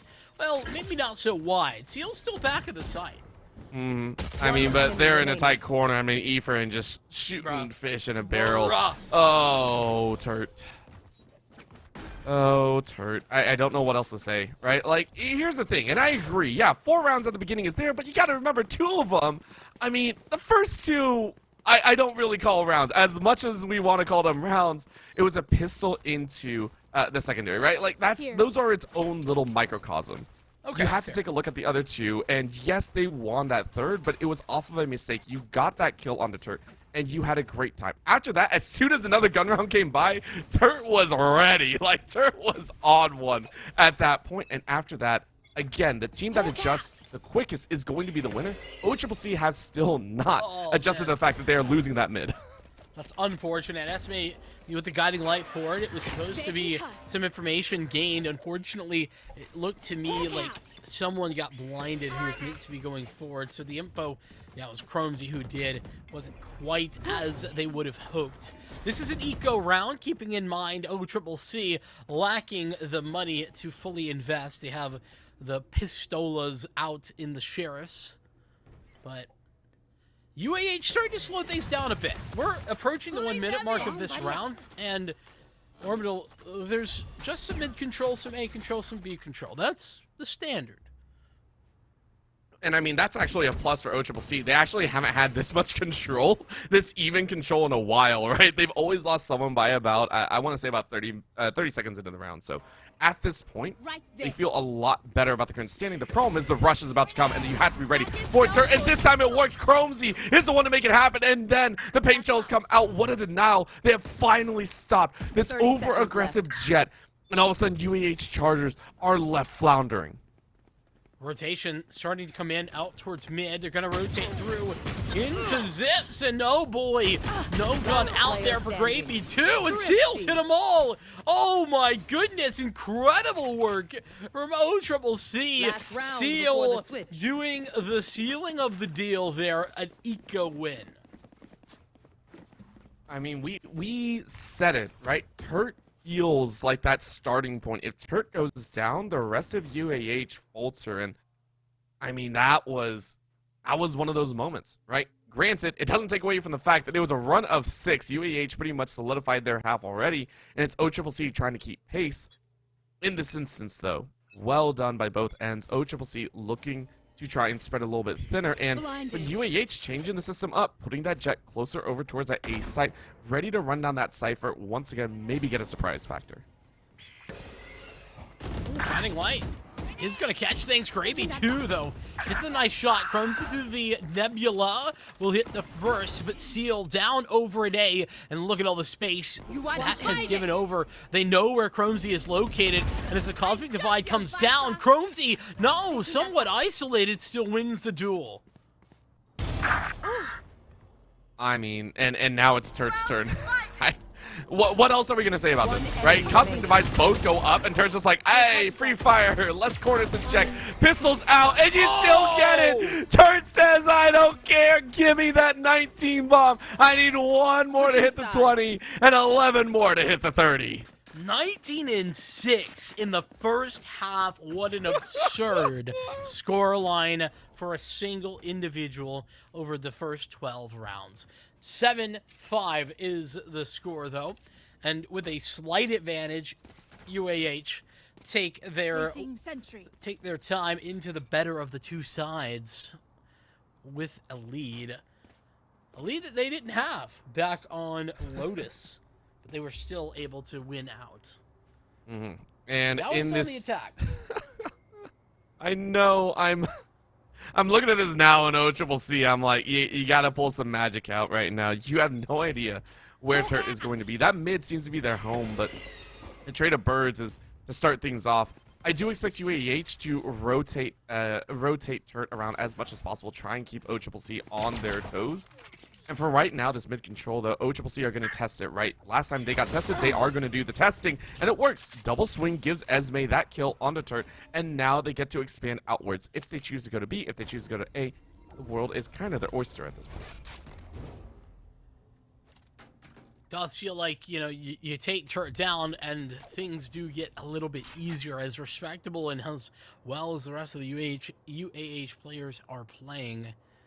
You got to respect that 19-6 scoreline a little bit more. The unsure approach here for OCCC. It doesn't seem to be clear where they're looking for. Trying to gather any re-aggression, any direction. Maybe 2. Dodging on the first of that utility, but goes down after just the 1. I mean, that was probably the best of the situation that you can make, and now left. you gotta worry about this UAH losing ground at the speed site, instead looking for that re-engage, that retake value. 2 on the top side, spotting 1 in garage. Now Trapman gonna hunt out in mid, make sure no one's trying to gather up behind them. Let's say there is one. Turret going to alert, the sentry gonna do its job. What can the Chargers do, though? That corner hosts 2. If they're not careful, they will be spotted. Checking every corner, so they have at least flooded through. That's going to be a tap, though. Esme reading it well. 3K there. Bird goes out. Seal able to follow up, thankfully. And OCCC will lose no one else. The opening pistol once again. Esme and Seal, a phenomenal round. The both of them picking up 3 for Esme, 2 for Seal, who was closing things out as per usual. Seal really does seem like that round-ending presence for OCCC. And Esme with some fantastic work in the mid-round, ready for those mistimed or oddly timed swings, even despite having some utility out on that mid-push. So, well played indeed, UAH. What do they have to offer? This is a bit of an investment. I saw Marshall somewhere on someone. I think Turt has that in Zips, if I'm not mistaken. Grenade! Efran now getting checked out, and again, as we said, the rotation coming out, just trying to find out all the games that they want to play. UAH Hawk out. testing the waters, but OCCC is still kind of stuck in the situation of the default. And I mean, last time it worked to a pretty decent extent, but Efran is more than willing to take this shot. I believe this is the first Marshall, the first long range that we've actually seen all series long, so the surprise factor is there, but it only grabs one. Viz says, no more of that. You will not play with it. Now Turt comes around with their own and says, hey, I'll grab your Marshall and play it too. Chu finds Stratman off on the edge, and now it's a flood in the mail, pushing as hard as you can. 2v1. Gray's got it ready, but a great shot works, and Turt and Gray hold it down to put it to a 2v2. It's a free gun, by the way. That right click absurd as per usual. Out to the A site, though, cleared and open by this Viper. Gray gonna make their way forward. Chu is on the other side, already fully taking control of the screens. The post-plant situation, slow and steady for UAH. They've already done a pretty good job of doing damage in this eco round. And if they could get anything more done, this would be such a massive success. But the time that they're taking here is time they don't have. Last player standing. But maybe they do. Saya. I mean, Crumsy's got a great lineup, I think. They're both flooding into the same angle. And Oh, and they have it all. Yeah, this is going to be a little bit of a pull into death. And there it is, number one. I mean, you can just wait it out, right? You don't even have to worry too much. Well done by Crumsy. Clutch. Very, very simple. And the slate is pretty much wiped clean, right? This is, I think, a big dub for OCCC. They say, hey, thank you very much. We'll go ahead and zero ourselves out. We get to play a little extra behind, but I should probably play some stars. fun job by UAH to make that very close. Yeah, I mean UAH they were playing with house money that they had recovered in the first half. Now no longer able to do that, but got to put the real thing on the line. And well, the good news is this is not really a bonus at all for OCCC. They have invested everything. I like this call. I think it's the right call, actually. I wish more teams would do this, where, you know, if you lose so many players in that round, in your eco round, hey, just go for the buy. There's no point in giving them a free round where you're buying, like, sheriffs and then you buy again. Take the eco now or take it later. See? That's just not fair. That dog was not. That dog, like, had the longest neck. Just right. Hey, how you doing? Just what you doing over here? Taking a look here, the wall is going to fall for a little bit, and OCCC are going to look to push their advances. Keep in mind on the far end, Chu gets taken out, and Turt is spotted. Because of that, maybe it gives OCCC a little bit of information, a little bit of confidence. While going back up, Josiah says, hey, I got them out, and Gravy too, after switching positions, finds that headshot. Viz slowed down. And the initial push from OCCC now has to back away. Caught in this kind of interim with only 30 seconds left, UAH had put a very hard mark on the OCCC. 30 seconds left. Yeah, the time constraints certainly are starting to feel problematic for the OCCC. But the good news is that they can go either direction.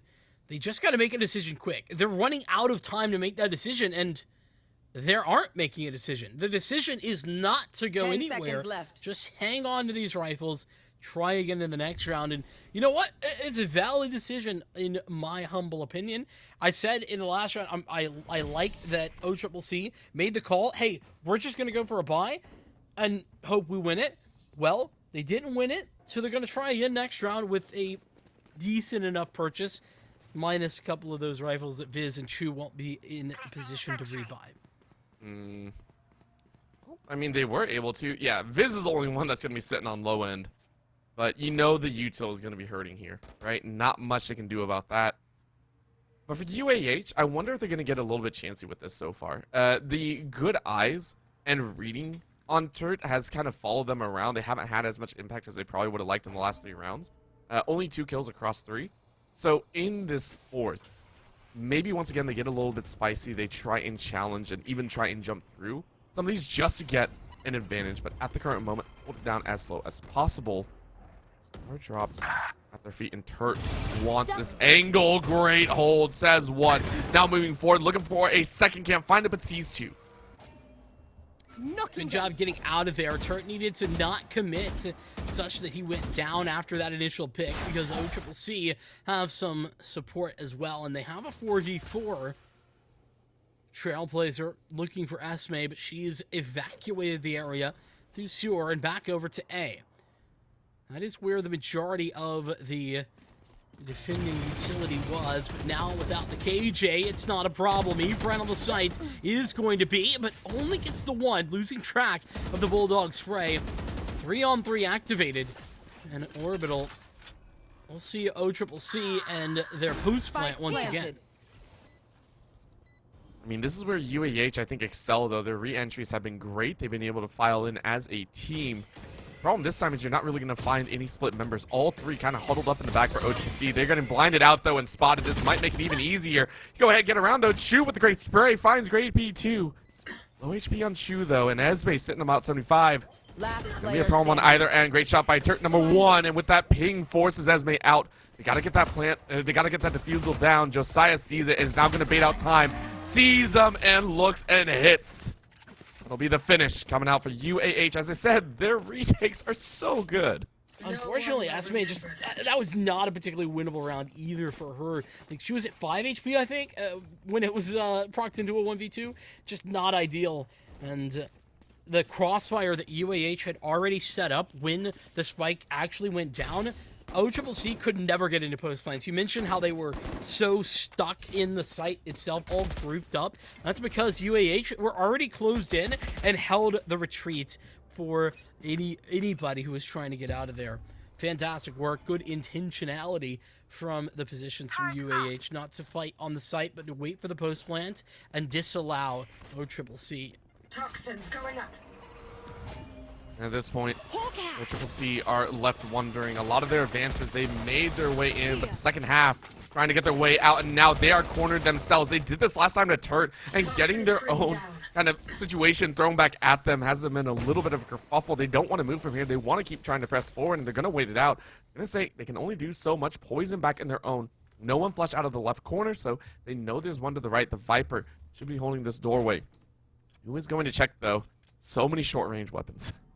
This is some hard-fought space. I mean, they closed the distance very well. Josiah, though, hitting the shot, and there is a boatload of utility. The best gravity well I've seen in a while.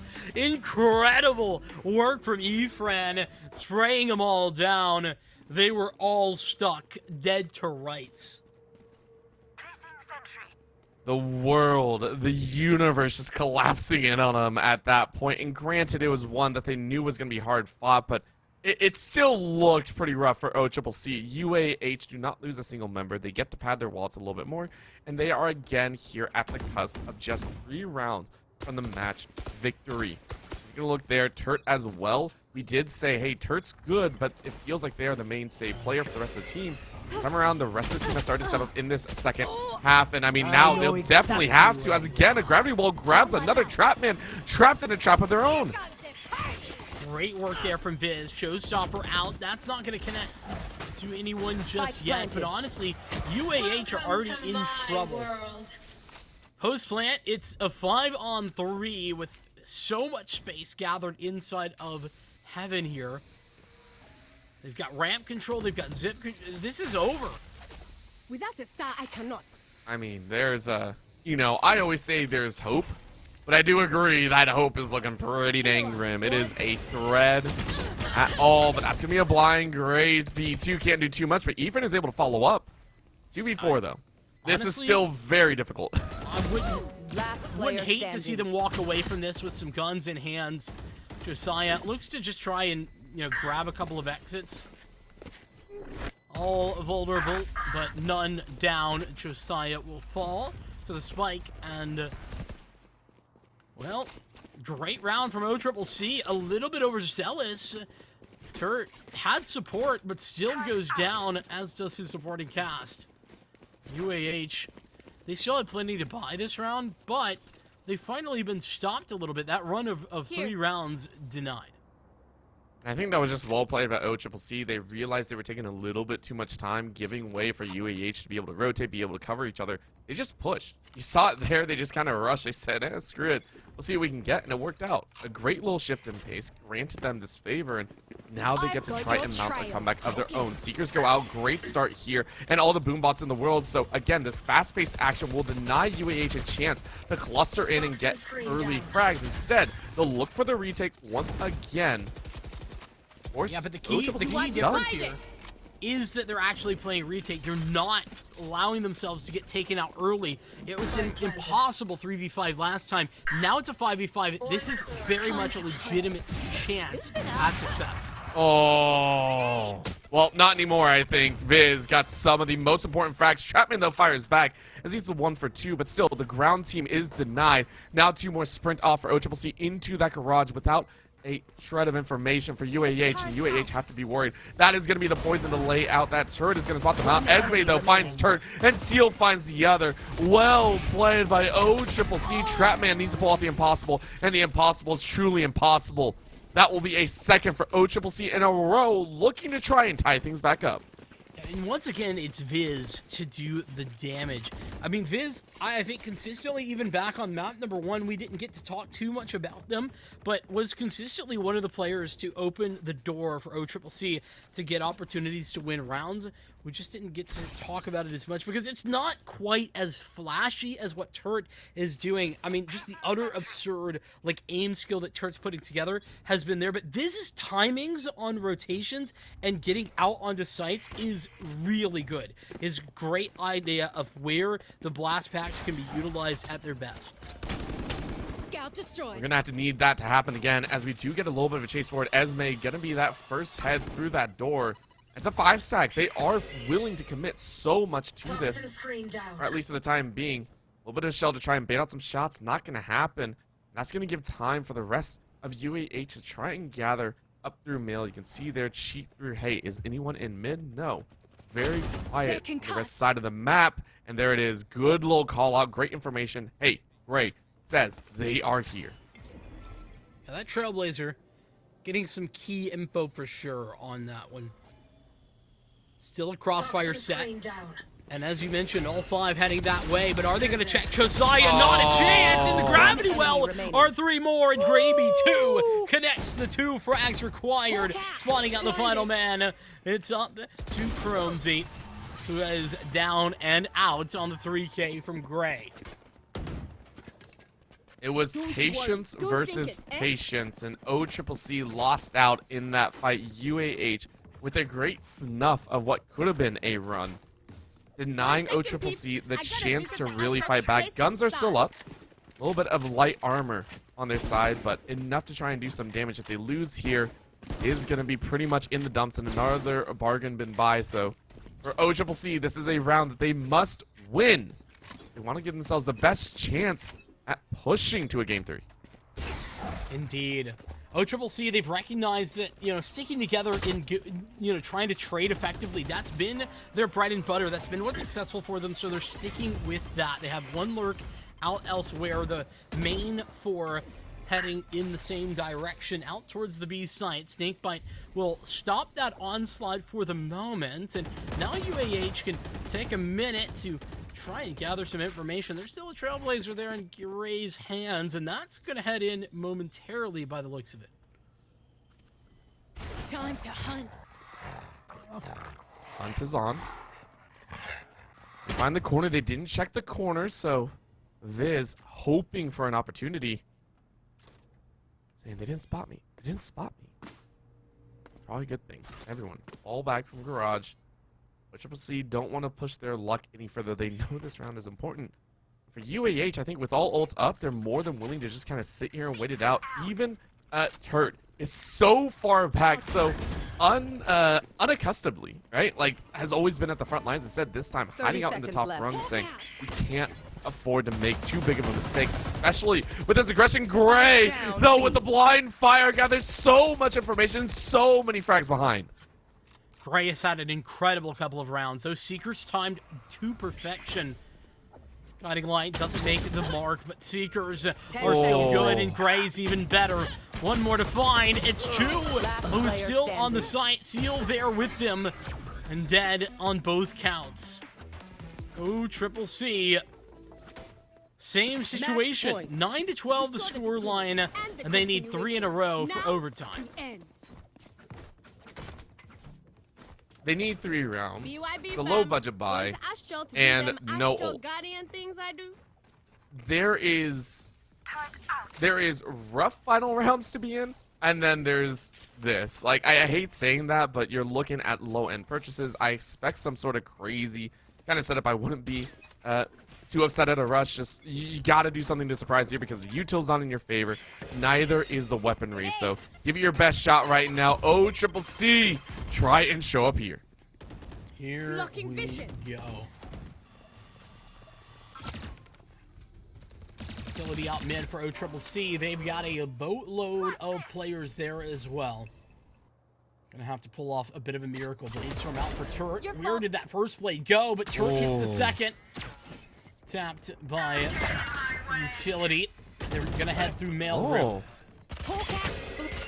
Oh, wow, that's going to be a blind, but Chromesy said, nah, don't even worry about a hard spray and pray. The knives go up again, and Esme shuts him down with a headshot tap. The Viper spit over there on B is denying OCCC. But again, they have the opportunity. They could wait it out. They still have that upper ring through the heavens, and hey, maybe they can. Instead, they're going to look through a little bit of this lower side, say, hey, let's go ahead and fold our way into this A site, maybe catch one of the defenders alone and put ourselves into a 2v1. Yeah, Trapman is the lone defender here. Just trying to get confirmation that nobody had headed through 30 seconds spawn left. and into the flank. But that information no longer a grenade question with all of this One enemy utility out. remaining. Great find there. Spike Trapman just down running A. away. Knows the win condition. Stay alive and play the got this 2-on-1 spike. with the advantage of having one player additionally. Esme now asked to clutch up. 10 Trapman. seconds left. Oh, the lockdown. It's 8 seconds Oh. left. She's got to commit to the plans. There's no other decision to be made, but I don't think she can get out in time. This is game over and out in the open. Yeah. She's a dead woman there, unfortunately. Trapman there to clean it up. 13-9. UAH. Back-to-back maps. You know what? There's a reason this Defenders was win. a playoff series. Yes, UAH looked strong and dominant in their runs, but OCCC came out with some strats or it wouldn't have been that close to begin with. Well done overall. UAH, though, pulling out the stops and Turt. Monstrous set of games. Again, you must have heard me accidentally misrefer to you in game 1 at the end because you came out with some heat in game 2. Back-to-back aces, by the way, just to give a push to UAH to really get themselves back in their right step. Yeah, I mean, those back-to-back aces are absurd. I mean, it's literally like a fairy tale level of like just taking the game individually by storm, right? Like that is the level of things that were there. Also, the First Bloods, I just want to go back to the stat line. Over map 1 and 2, 17 first kills. That's 17 rounds that Turt delivered the opening engagement by winning a duel. That is crazy over 2 maps. Absolutely insane. Got to give credit where it's due. And by the way, I also wanted to mention Gravy too really stepped up in those last 4 or 5 rounds. Had some incredible utility timings in and some big frags as well. A player who struggled in map 1 really stepping up into map 2. And on the other side, though, again, I want to highlight some of OCCC, right? Seal and Viz in game number 1 really had a great showing, but the one that really caught my eye was Chromesy, right? Chromesy in game number 2 was sitting at the top of the scoreboard for them on this Astra, 16, 15, and 5. And yes, that might not look like an amazing score, but it was in this current game scenario. And the kills that they had were so impactful, being able to find some of those early frags. Actually, at some points, 1v1ing Turt, I think, and just kind of like getting that little inkling every so often. There are so many times that these players stepped up and tried over and over, and it was almost they were racing up this ladder. So really big props to OCCC to make it here. Indeed. That said, that is going to do it for our first matchup of today. Congratulations to UAH, University of Alabama in Huntsville, making their way through the quarterfinal game. With that being said, we got one more game ready to go. I think it's going to be Marks and Mick on the microphone as well. Before we get to that, though, we do get to have a little conversation. I don't know if we're headed to a break first. Find out in a moment. But we do get to have a conversation with a UAH member. So we're actually going to shoot to a short break, get them ready to roll. We'll talk to them beforehand and jump back in. So we'll see you in a second.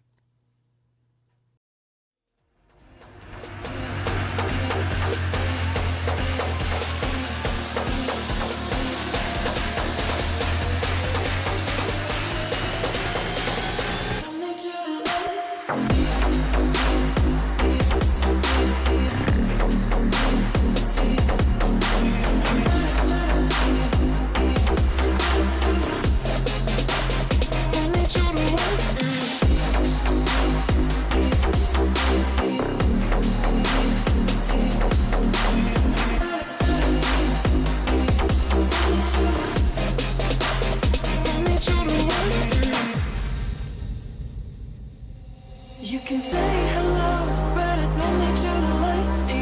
Don't need you to like me. Don't need you to like. You can watch me go, cause I don't need you to like me. Don't need you to like me. Don't need you to like. You can say hello, but I don't need you to like me. Don't need you to like me. Don't need you to like. You can watch me go, cause I don't need you to like me. Don't need you to like me. Don't need you to like me.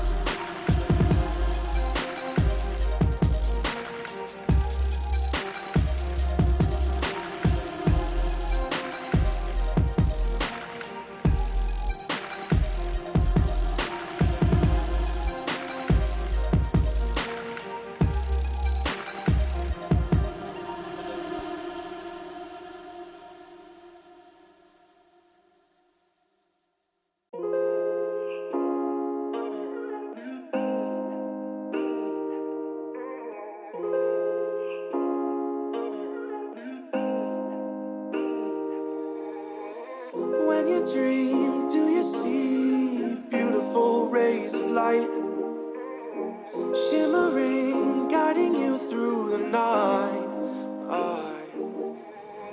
I know it feels like the night's getting longer and light is harder to find. I promise I'll always be there, I'll remind you when you close your eyes. If they set for me tomorrow, even if I leave right now, you'll find comfort there in knowing whenever in doubt, you can find me when the lights turn out. When the lights turn out.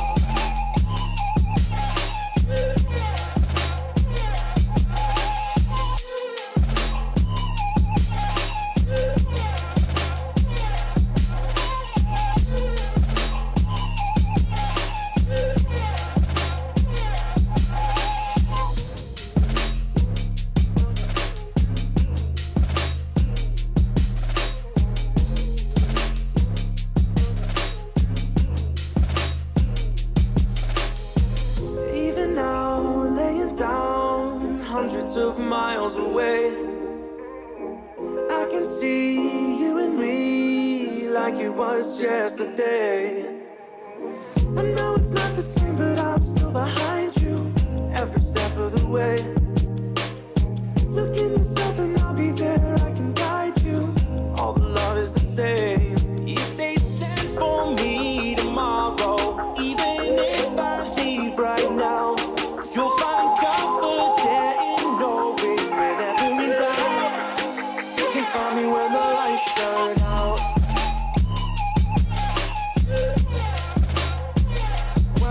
lights turn out. You can find me when the lights turn out. When the lights turn out. You can find me when the lights turn out.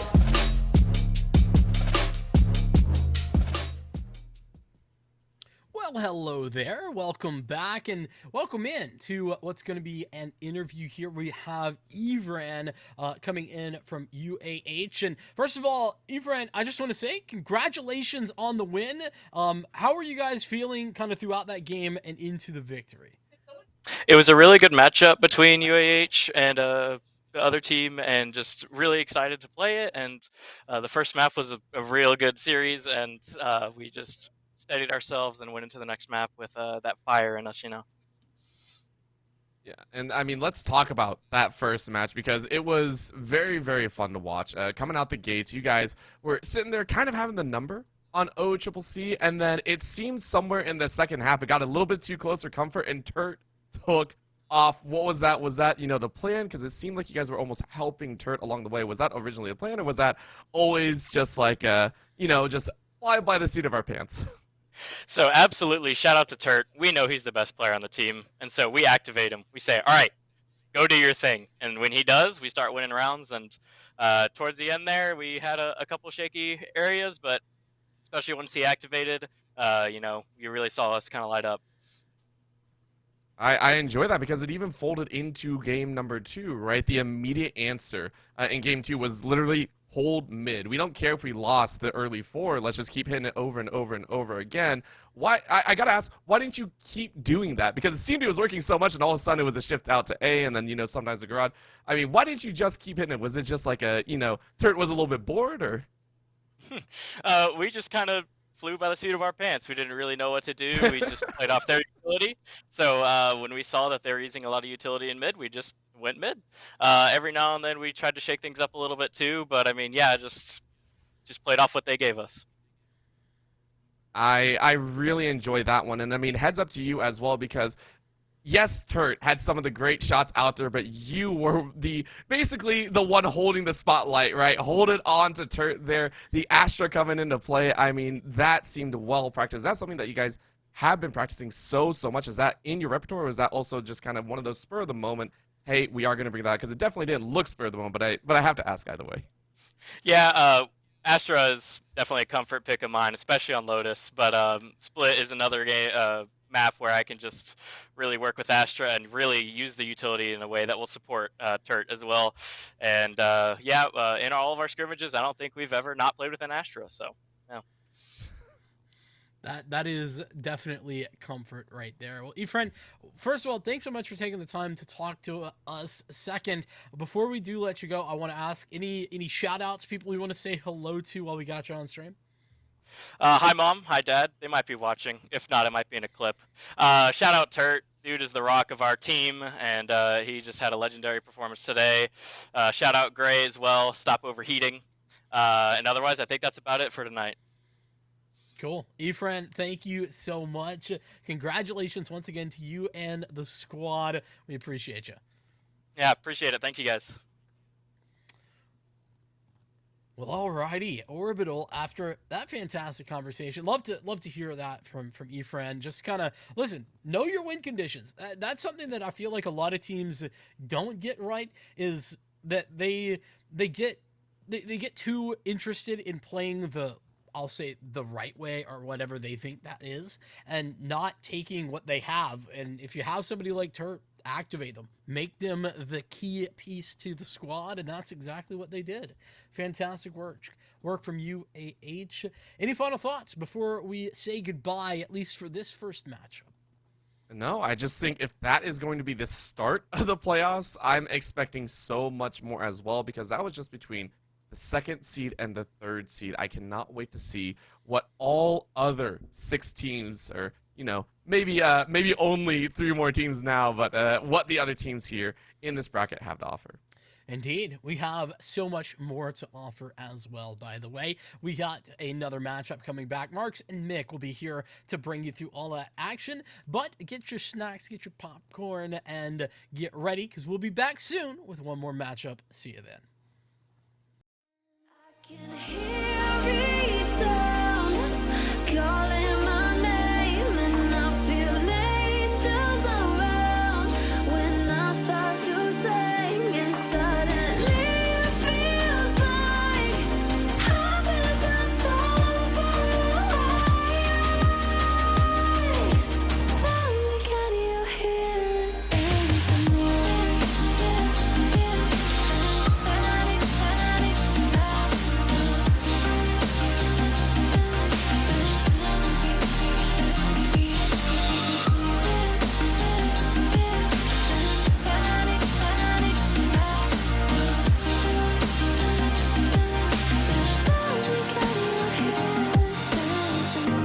And before too long, I found where I belong.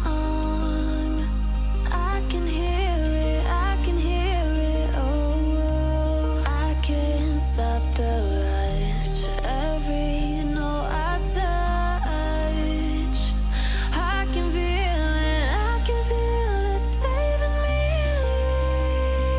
Tell me, can you hear the symphony?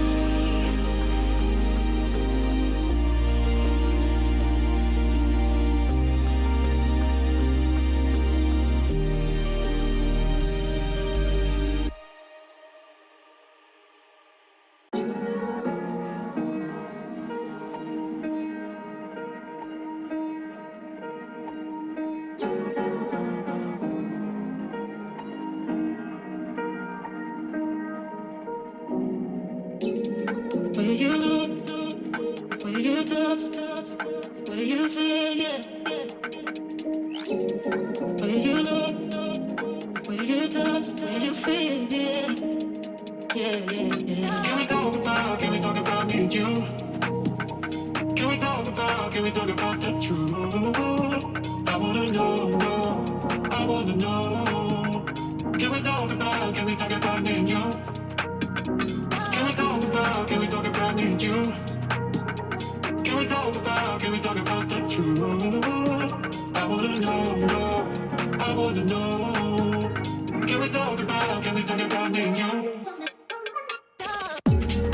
Can we talk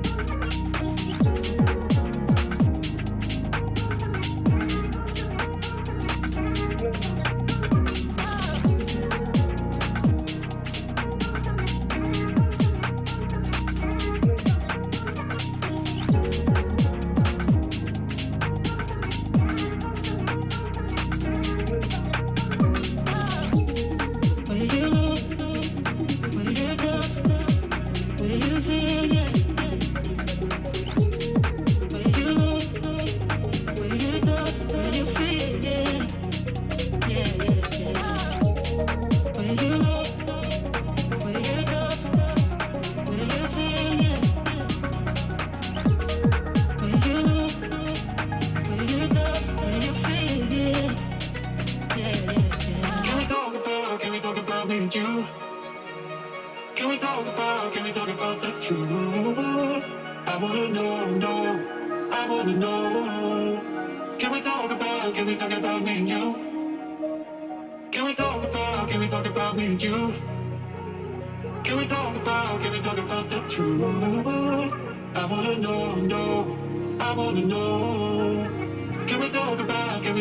me and you?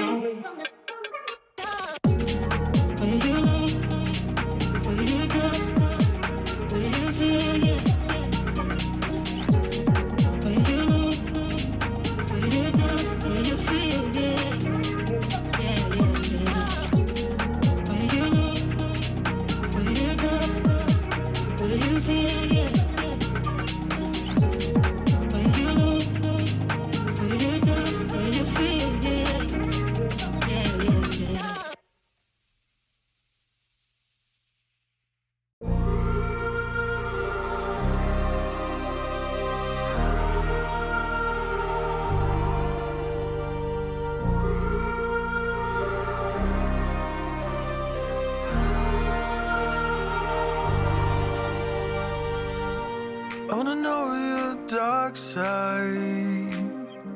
I wanna know your secrets. I wanna be your lifeline. So I wait for you, wait for me. Wait for you, wait for me. Tell me you're more than just a highlight. Pretty pictures on the outside. I hate to stare at you through these lights. So I wait for you, wait for me. Wait for you, wait for me. Click and scroll, I can't let you go. They say I'm addicted to you. Click and scroll, I can't let you go. They say I'm addicted to you. Oh, oh, this ain't love, no, no. This ain't love, no, no. This is artificial. This ain't love, no, no. This ain't love, no, no. This is artificial.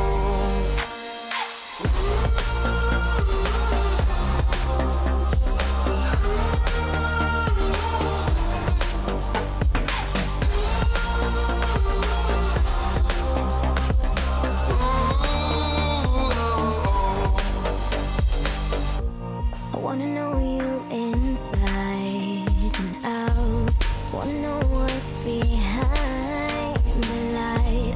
Wanna feel that real love from within. And in. I want real love, real hearts. You're just enough to get me through, get me through. 'Cause you're officially perfect for me. So wait for you, wait for you. Up all night thinking, passing the time, anxiously waiting. You're mine, losing and winning. You can't get it right. Hoping you see me from more than just night. Up all night thinking, am I on your mind? Will you come meet me and change my life? This love could be deeper. Just Sinking, will you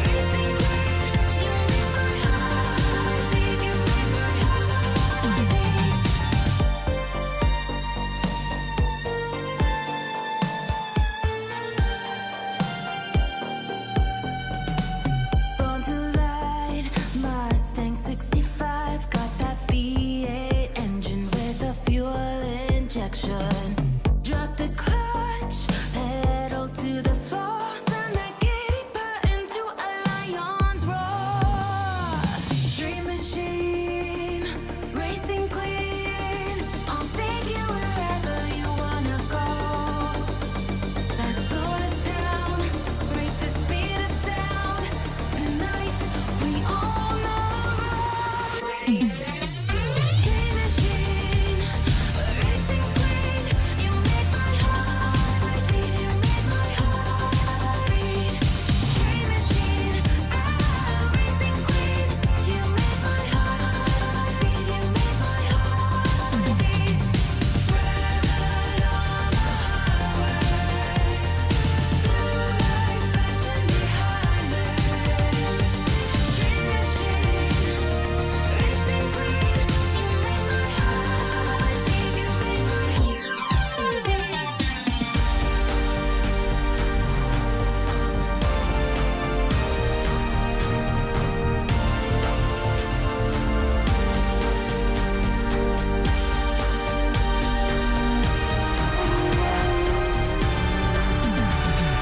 Dream machine, racing queen.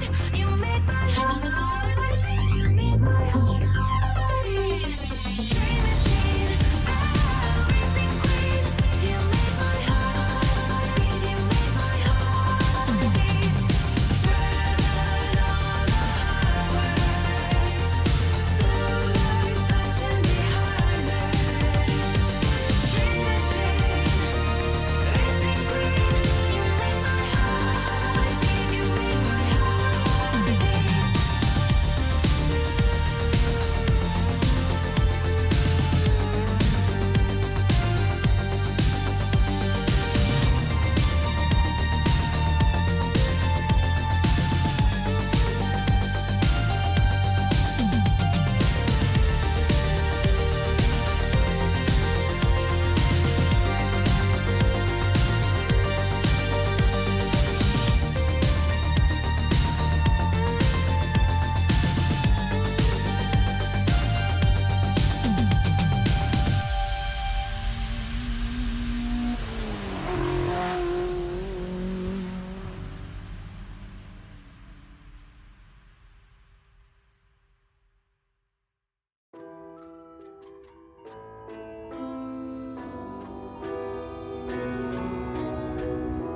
I need a scarecrow after what you did. 'Cause all of the birds know that I'm almost dead. I'm barely breathing. I'm barely awake. You left me in pieces. There's no more to break. Don't wake me up, not in this century. Don't wake me up, 'cause you're just a ghost inside my head. You're just a ghost, you're never there. You're just a memory on my lips. 'Cause you're just a ghost inside my head.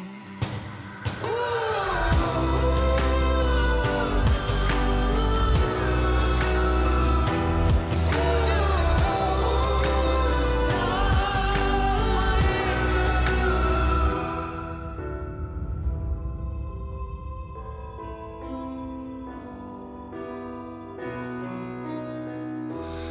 I need an angel after what you did. 'Cause you were the devil, you messed with my head. You lied to my mother, you lied to my friends. You said that you'd be there, but this never ends. Don't wake me up, not in this century. Don't wake me up, 'cause you're just a ghost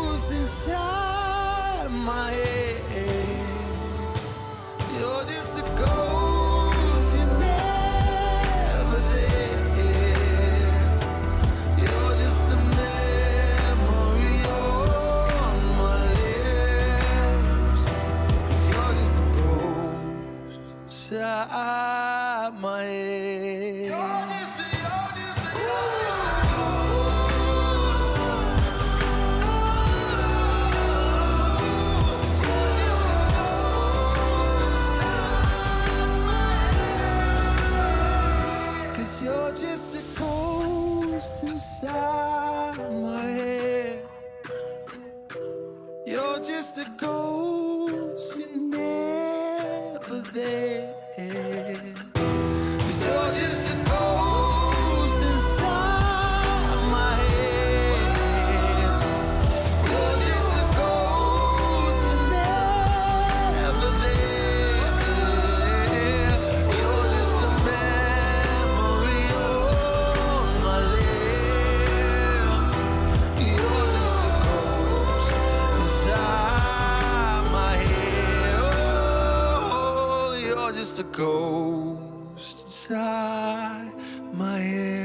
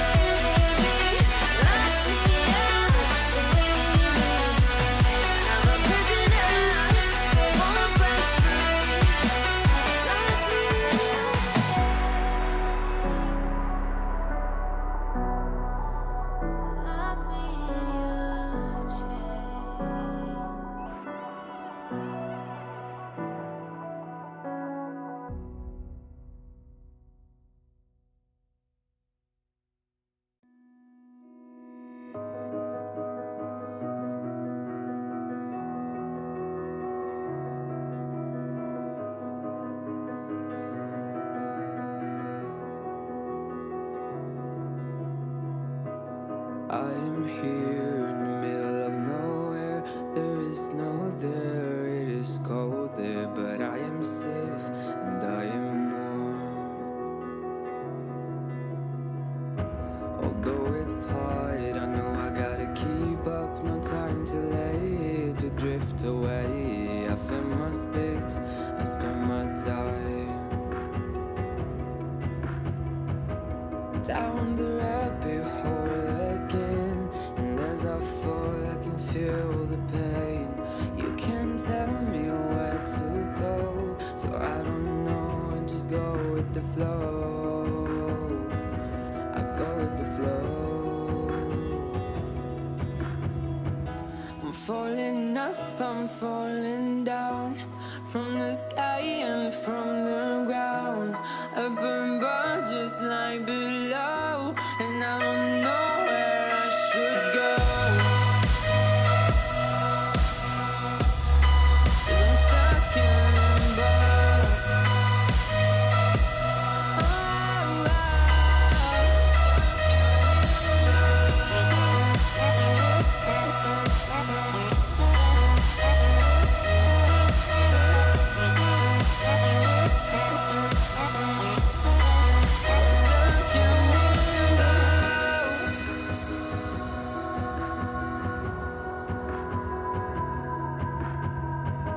I'm out of love, but I guess I deserved it. Trying to hide, to pass you by. I'm getting down, feeling fine. I'm light as air, no one can reach me. Lost in a dream, lost in between. Let's keep on flying, let's keep on breathing. I'm falling up, I'm falling down, from the sky and from the ground. Up above just like below, and I don't know where I should go. 'Cause I'm stuck in limbo.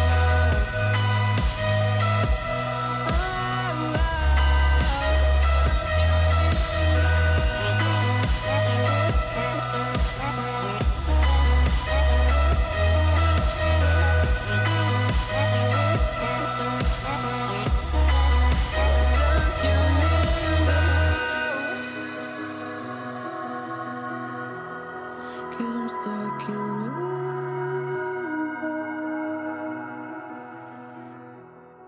Cause I'm stuck in limbo.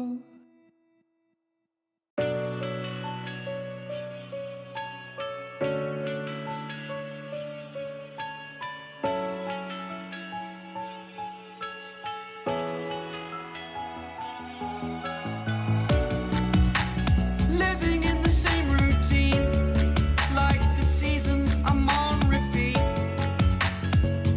It's a long way down. Trying not to follow suit. Don't like the color, I'll change the shade of it. I'm not afraid of it.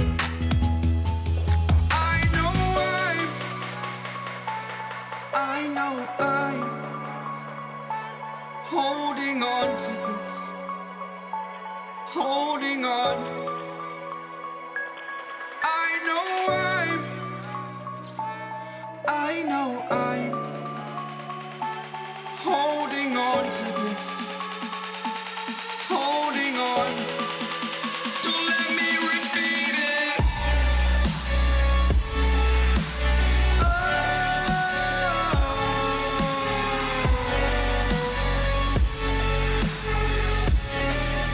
Don't let me repeat it.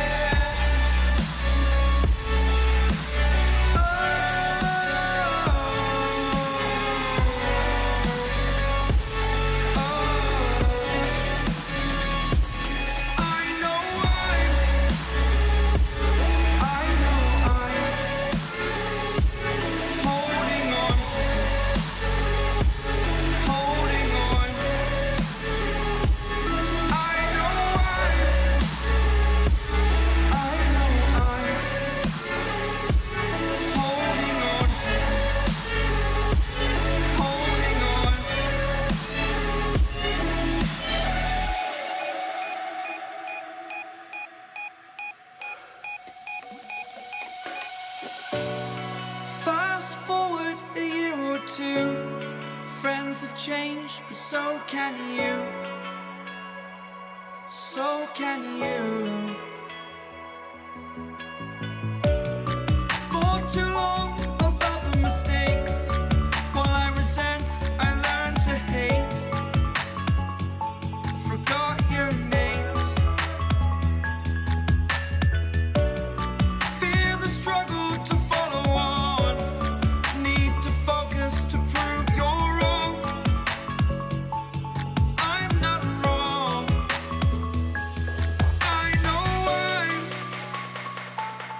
I know I'm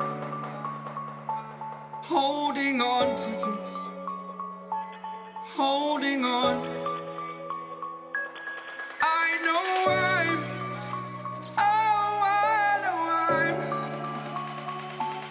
holding on to this. Holding on. Don't let me repeat it.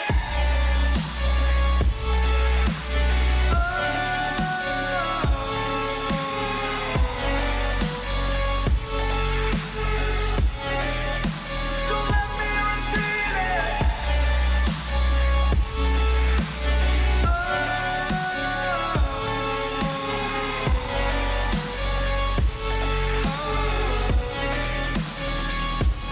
I know I'm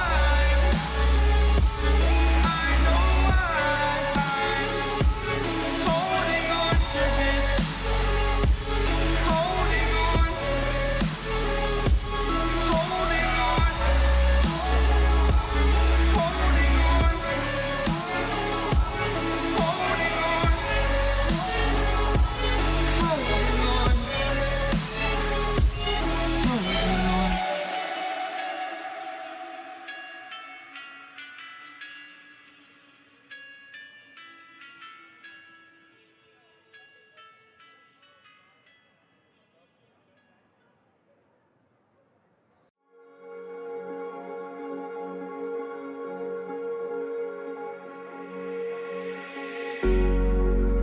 Cigarette ash, it looks like snow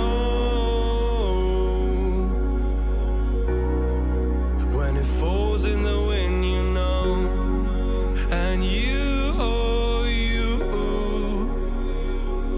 say you wanna dance. You're worried, you know, you'll end up in the wrong hands. And you're having fun. Why don't you show your friends? And you're having fun. What if it never ends? I'm lacking sincerity, but you don't care at all. This booze, this cigarette's trying to take me home.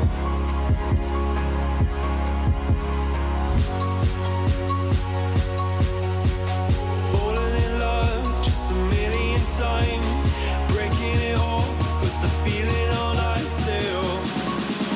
She's as cold as December.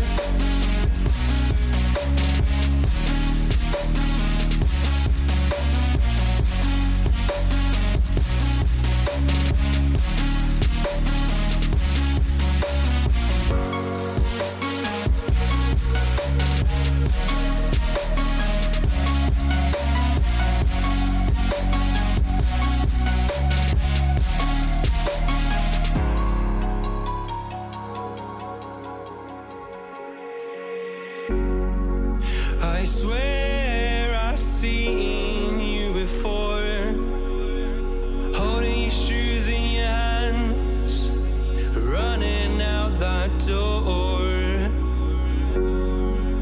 And you are nothing, but you say you wanna dance. And you're worried, you know, you'll end up in the wrong hands.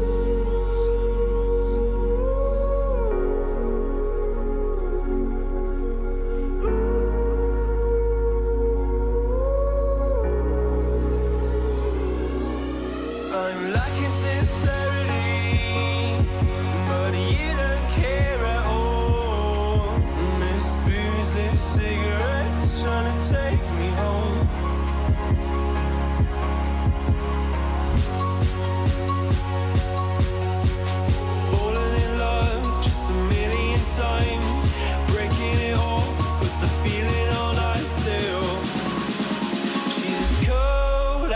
December.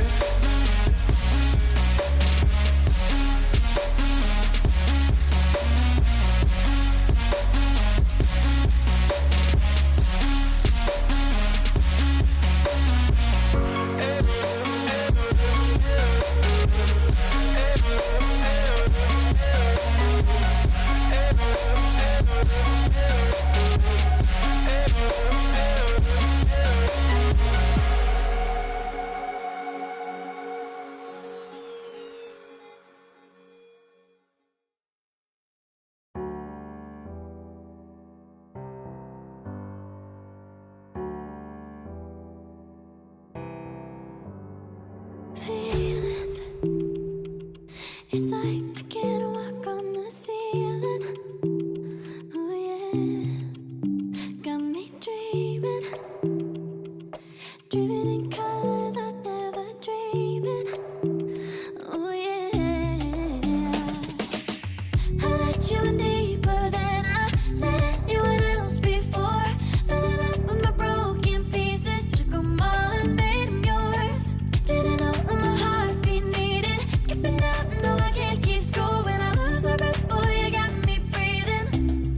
Oh, every little thing you do, every time you hold me, take me higher, higher.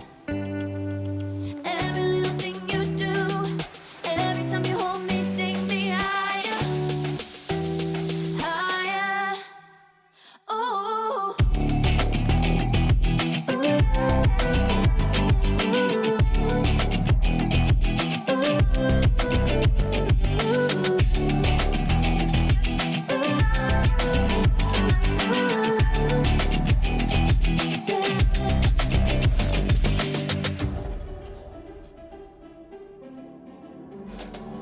Magic. No, I'm never letting go. Now that I have it with you. When you kiss me, it's like the stars fall out the sky onto my heart to cover up what I don't wanna show. I let you in deeper than I let anyone else before. Fell in love with my broken pieces, took 'em all and made 'em yours. Didn't know what my heartbeat needed skipping out. No, I can't keep score when I lose my breath. Boy, you got me breathing. Oh, every little thing you do, every time you hold me, take me higher, higher. Every little thing you do,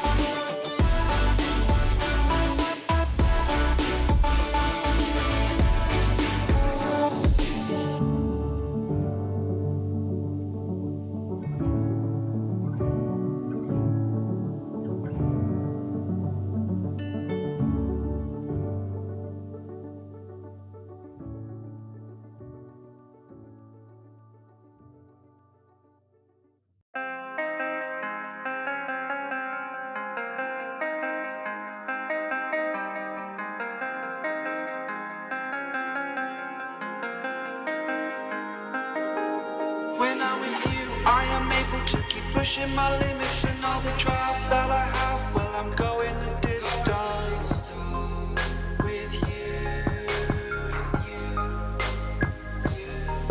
I didn't know what I had till I knew what was missing, and everything that I dread, well, I built a resistance with you. Catch me when I fall, and I'll keep you on the ground. You were gone, I wish you'd stay. I could look at you for days. Time was well spent, that's when I knew that I need to spend my life here with you.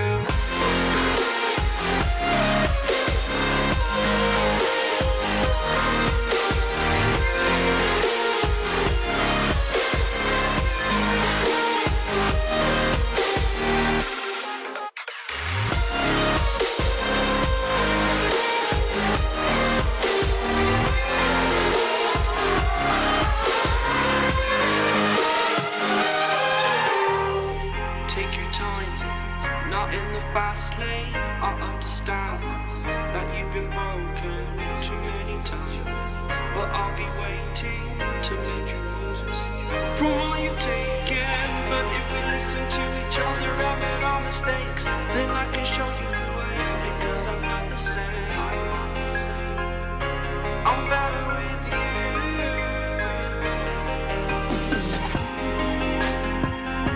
I'm better with you.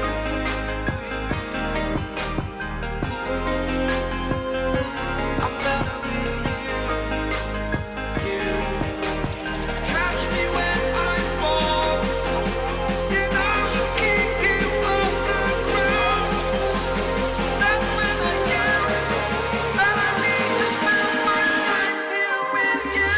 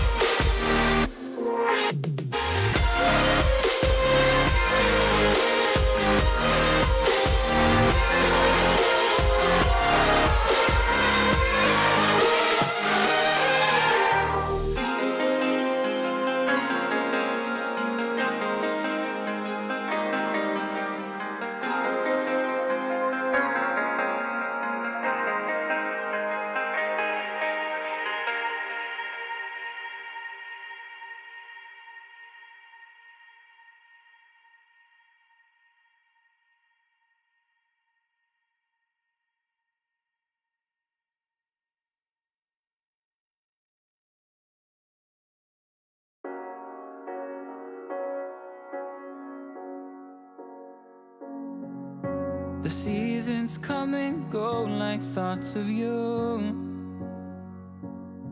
Like a wave returns to the sea into the blue.